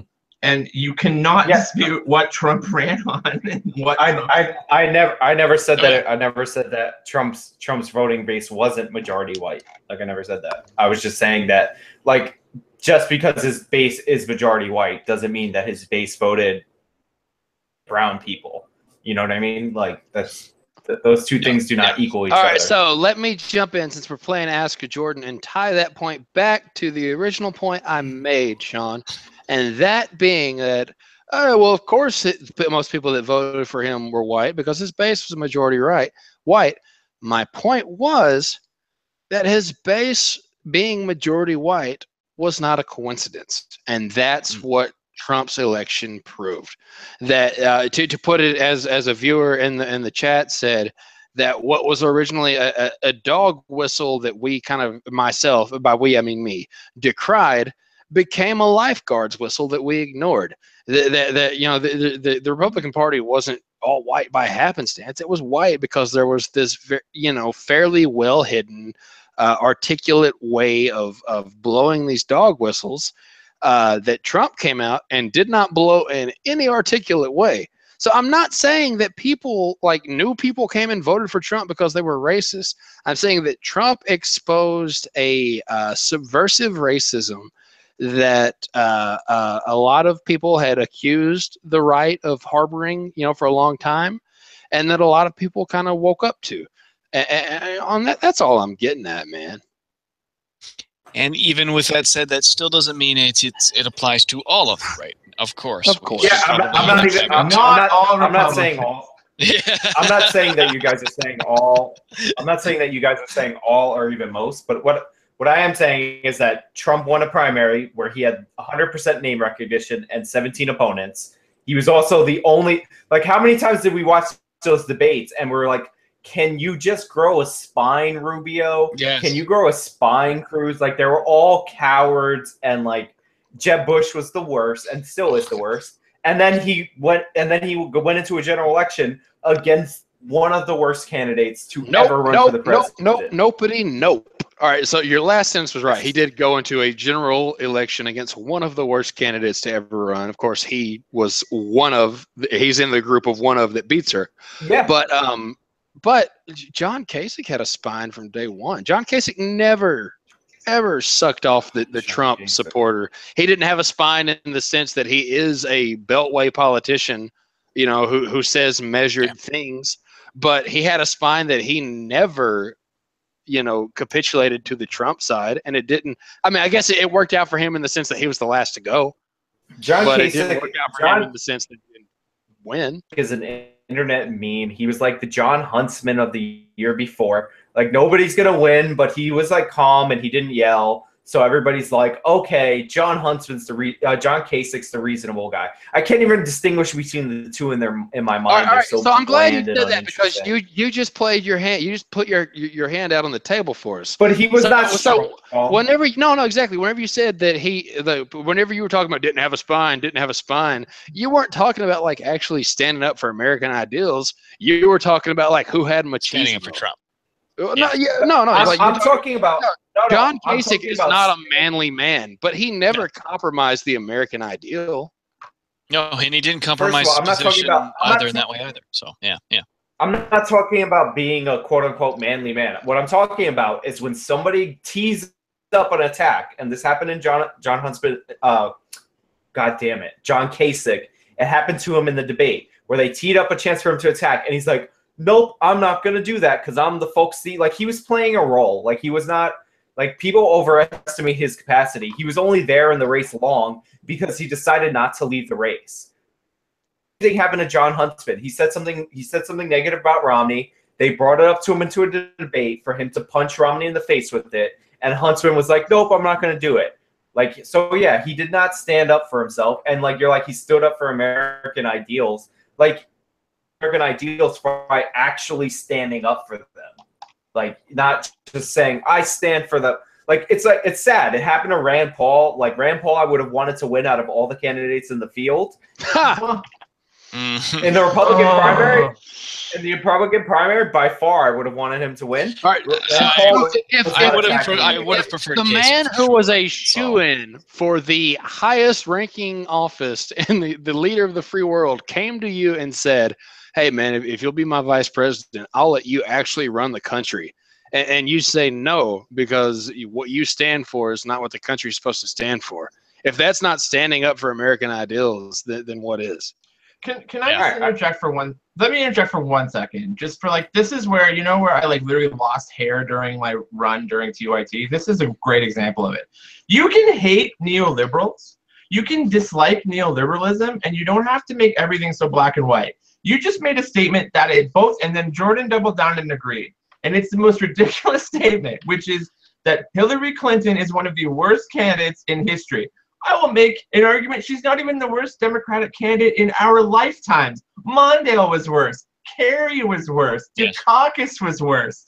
What are we talking about? Like, she won the popular vote. You may not like her. We don't like her as millennials because we feel that you can have all of these points be true, and you don't have to turn her into like some sort of pinata that is, you know, it solves all of our problems either. Like, the machine of the Democratic Party is bad, but there's no way that Hillary Clinton was the worst candidate. She's less popular. No, I'll say she was not the worst candidate, but she was a bad candidate. No, but Sean and Jordan both. I said one of. First of all, I also have different standards. So whenever I say one of, I don't mean one of the best guys, you know, who's flashy on camera. So first off, Dan, I'm not as old as you are, brother. Some of those guys in our lifetime were not in my lifetime. Only Mondale. The rest were in your lifetime. Okay, but well, Mondale's going. So like, whenever I say a bad candidate, I don't mean somebody who looks like an idiot on camera. Hillary Clinton does not look like an idiot. I mean, none of those guys had the director of the FBI come out and say that she broke the law concerning the handling of top secret information. Like that's a big deal. She got away with something that other citizens who are not in positions of power have not gotten away with. She's also got a much longer resume, and this is like where like I have to start defending Hillary Clinton, which I don't like Hillary Clinton in the grand scheme of it all, but like also she's the most qualified, and I dare you to be that heavily involved in public life and not have a certain number of these things come up. No, she's got a very long resume, but is it a great resume? I mean, compare. You brought up Kerry, who was admittedly maybe not have been the best, presidential candidate. I can't really weigh in because I was a conservative back then and supported Bush. Trump was more qualified than Hillary Clinton. But I mean, like, no. I'm not done. Sean, I brought a segment. Let me make my point. Kerry's tenure as so you want to say Hillary Clinton was Secretary of State. Kerry was Secretary of State. Kerry's tenure as Secretary of State is head and shoulders above Clinton's tenure as Secretary of State. Clinton has all sorts of experience, but her performance in that experience is not fantastic. And now I get, politics does not rely on performance as much as, a for-profit industry does, as much as it does experience. I get that. That's a reality. Dan's got a fair point there. If you're just looking at experience, and again, I know Dan and I disagree about Kasich, and I don't want to turn this into a conversation about Kasich, but Kasich was a governor, senator, and congressman. Bernie Sanders was a mayor, congressman, and senator. There were a lot of other people in this election that year for year had Hillary beat in experience and performance. So again, whenever I say, but all that to say, that's just to push back against Dan. I get Hillary has a decent resume in terms of experience. I'm not denying that. Dan's got a point there. My point is simply that both performance and extenuating circumstances and what the poll said at the time that she was being exalted to the position, Hillary Clinton was a very, very poor choice of presidential candidates. That's what I'm getting at. I just think that you're making... Wait, Dan, hold on. I paid for the segment. I paid for the segment. Dan gets to say. Go, Dan. Go, Dan. Go. I will start muting. It's 1 second. The reason I said he was more qualified is there's two qualifications to be the president. 35 to be born in the United States. Donald Trump's older than Hillary Clinton. Therefore, he's more over 35 than her. Okay, Sean. See, I should have let you explain yourself and your horrible joke. I retract. See, I just go based on Dilbert and Loud Howard in the Dilbert show, and Dilbert says, Loud Howard's your more typical episode American voter, and he says, yes, I always vote for the tall ones. The tall ones are better, so that's how I just vote. I'm like, who's tallest? That's the one. That's most. There's no height requirement in the Constitution. Okay, let's let Dan make his actual point now. Yeah. The point I was just going to make was one of the things that I think that gets lost in the internet rabble is that when we have these chat shows and we talk about these things, is that you're not helping the left-wing cause if you want a third party sort of within the Democratic Party, or you want a more progressive by like taking down and like, just trying to make Hillary Clinton the sort of like Wizard of Oz-esque figure that's what everything is wrong with the world. And I'm not saying that anyone on this panel is specifically doing that, but I do push back against those like sort of like she was the worst candidate ever. No, she really wasn't. No, that's a completely fair. That's completely fair. And I think that like that has nothing to do with whether or not the Democratic Party, like I'm gonna be really blunt with you, if Clinton won in November, I would still have all of the gripes that I had in October with the Democratic Party.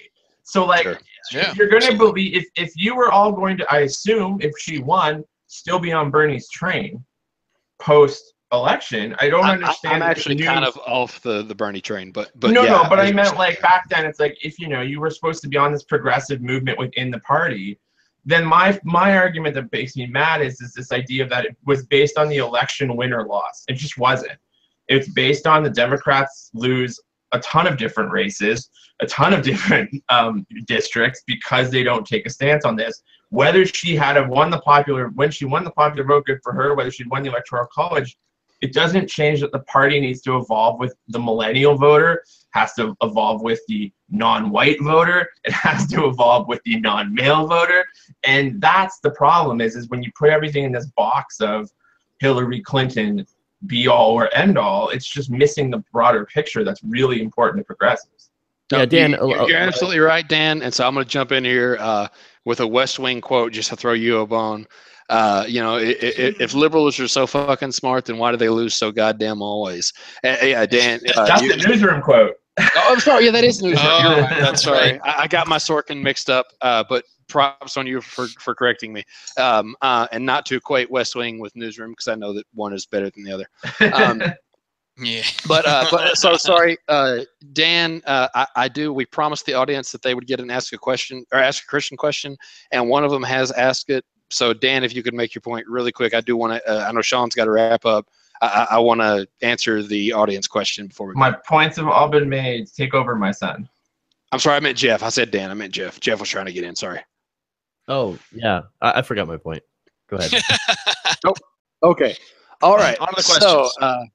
So, Sean, do you have time for me to answer this Ask a Christian question? No, ask the question. I was just putting that in the chat so you guys know. Okay, cool.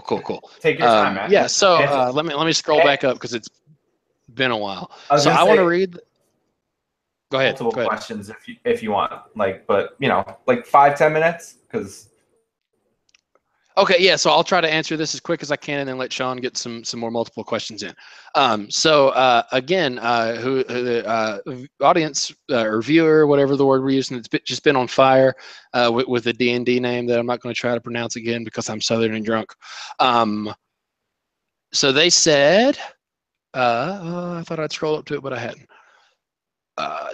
So yeah, all right. So I'm just going ahead and ask a Christian question. From my understanding of religion and faith, biblical liberalism rose in the wake of the introduction of scientific method as to what is truth. How do you reconcile? And then they continued their question. I guess they had a character limit. Bible. I'm going to go ahead and correct the adjectival form there. Biblical literalism personally. What is your view on creationism? And can you speak to those within your community who view the Bible literally? Since that's 3, take your pick. It is 3, but it's also all kind of 1. So I'm going to go ahead while I'm answering and do a share screen here. I think Sean may have to approve this. Can you guys see that? Is that coming up? Paint. Awesome, great. So, viewer, thank you so much for the question. So, a few things. Biblical liberalism. So, we have to understand when you're talking theology, liberal means a different thing than it means in political vernacular. So liberalism in theology is a proper noun for a specific movement within Christianity and biblical interpretation. And basically, it's something that really kind of cropped up and really kind of got a foothold in what we call mainstream Protestantism, which is like the Episcopal Church, Lutheranism, a little bit the Methodist Church and Presbyterianism. And basically it's not a response to the scientific method, because the scientific method far predates the advent of biblical what we call now classical liberalism coming to the forefront. Can I he meant literalism, not liberalism. No, I'm talking about liberalism, Jeff. Literal. That's what he meant, though. Nope. That's what he's asking. He clarified. Well, I thought he was asking 2 different questions, because biblical literalism and biblical liberalism are 2 very real movements in Christian history. Well, how about you answer both anyway? That sounds interesting. Okay, so I'll go ahead and answer both. Because whenever the viewer says literalism, I think what they're asking about is fundamentalism. Which is why I was kind of answering it the way I was, because Christian fundamentalism is a response to classical liberalism.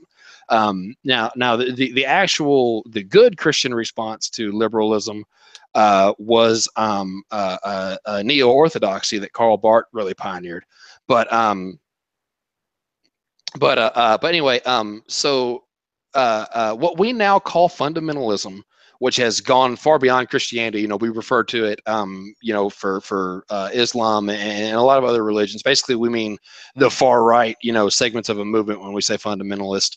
I'll kind of push back on that definition, because I think there's a lot of fundamentalist atheists out there. But also, so fundamentalism actually arose in Christianity as an intellectual movement.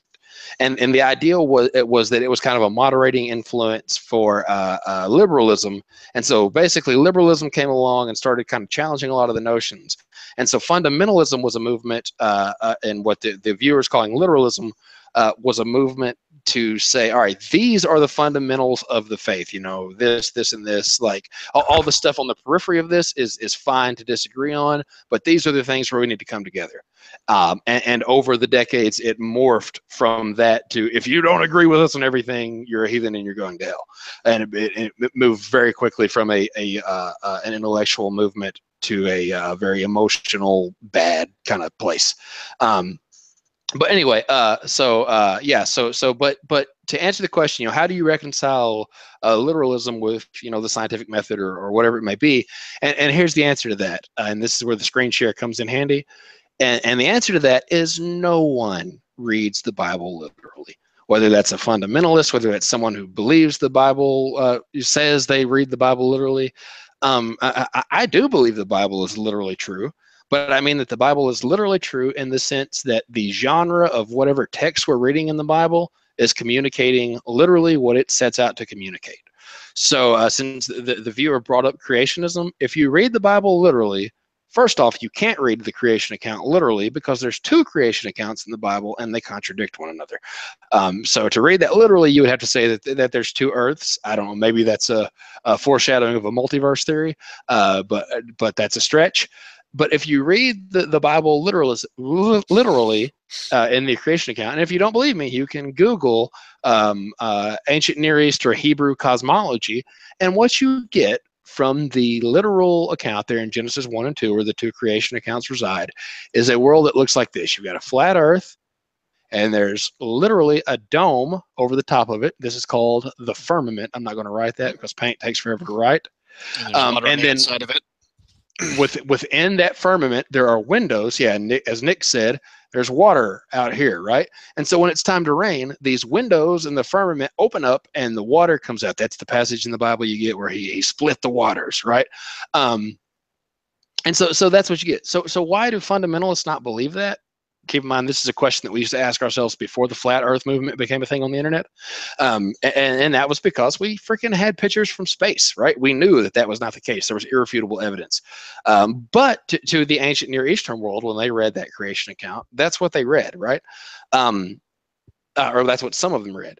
But so if you go back 1700 years before evolution is a twinkle in Darwin's father's eye, you have Christian church fathers, writings from them where they look at the creation account and see it very much just based on the structure of the text and what the text actually says. They realize that this is not a scientific telling, even before the advent of the scientific method, about how the world came to be. They read it as an allegory about creation and salvation and recreation, and the idea that the eighth day is what we're currently living in. They get it what it is because the text there, they may not have had this insight, but what we know now, and with the advent of scientific anthropology and archaeology, is that the creation myths in Genesis have really, really close parallels in terms of form and function to other ancient Near Eastern creation myths. And so, but what is drastically different is what those myths say about who God is, right? So the Egyptian and Babylonian creation myths tell a story of gods who are fickle and either create human beings by accident or for self-serving means, and then try to wipe them out for self-serving means. Whereas the God of the Hebrews and what we see in the creation myths of Genesis is this God who creates human beings on purpose, and not only that, but says that they are good and that their creation is good. And so that these myths exist to communicate with people who lived in this context, who grew up in the ancient Near East and had this understanding of the world, and to change their idea of who God is, and to communicate a message about God and his relation to creation that is drastically different. And so that's the long-standing idea, even pre-scientific method of what the creation account in Scripture is.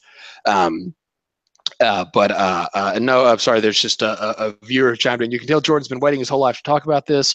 Keep in mind, I mentioned at the top of the show that I was a theology major in college. So it's not that I've been waiting my whole life to talk about this. It's that it's what I've been trained to understand. It's where I took my professional life early on, and then ended up not going that route.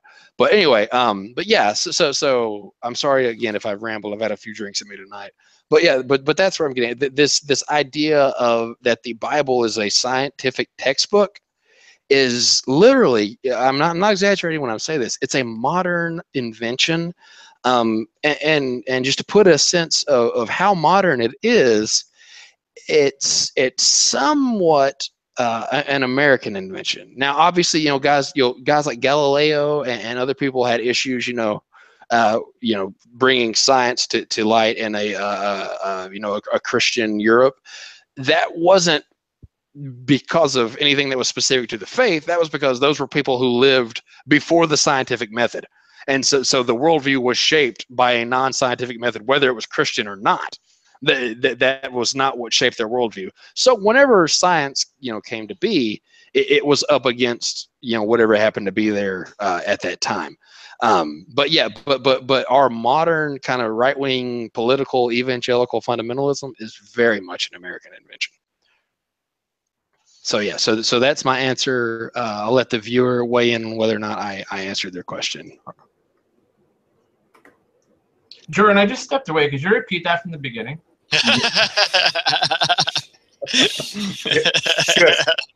I regret bringing Dan into this conversation.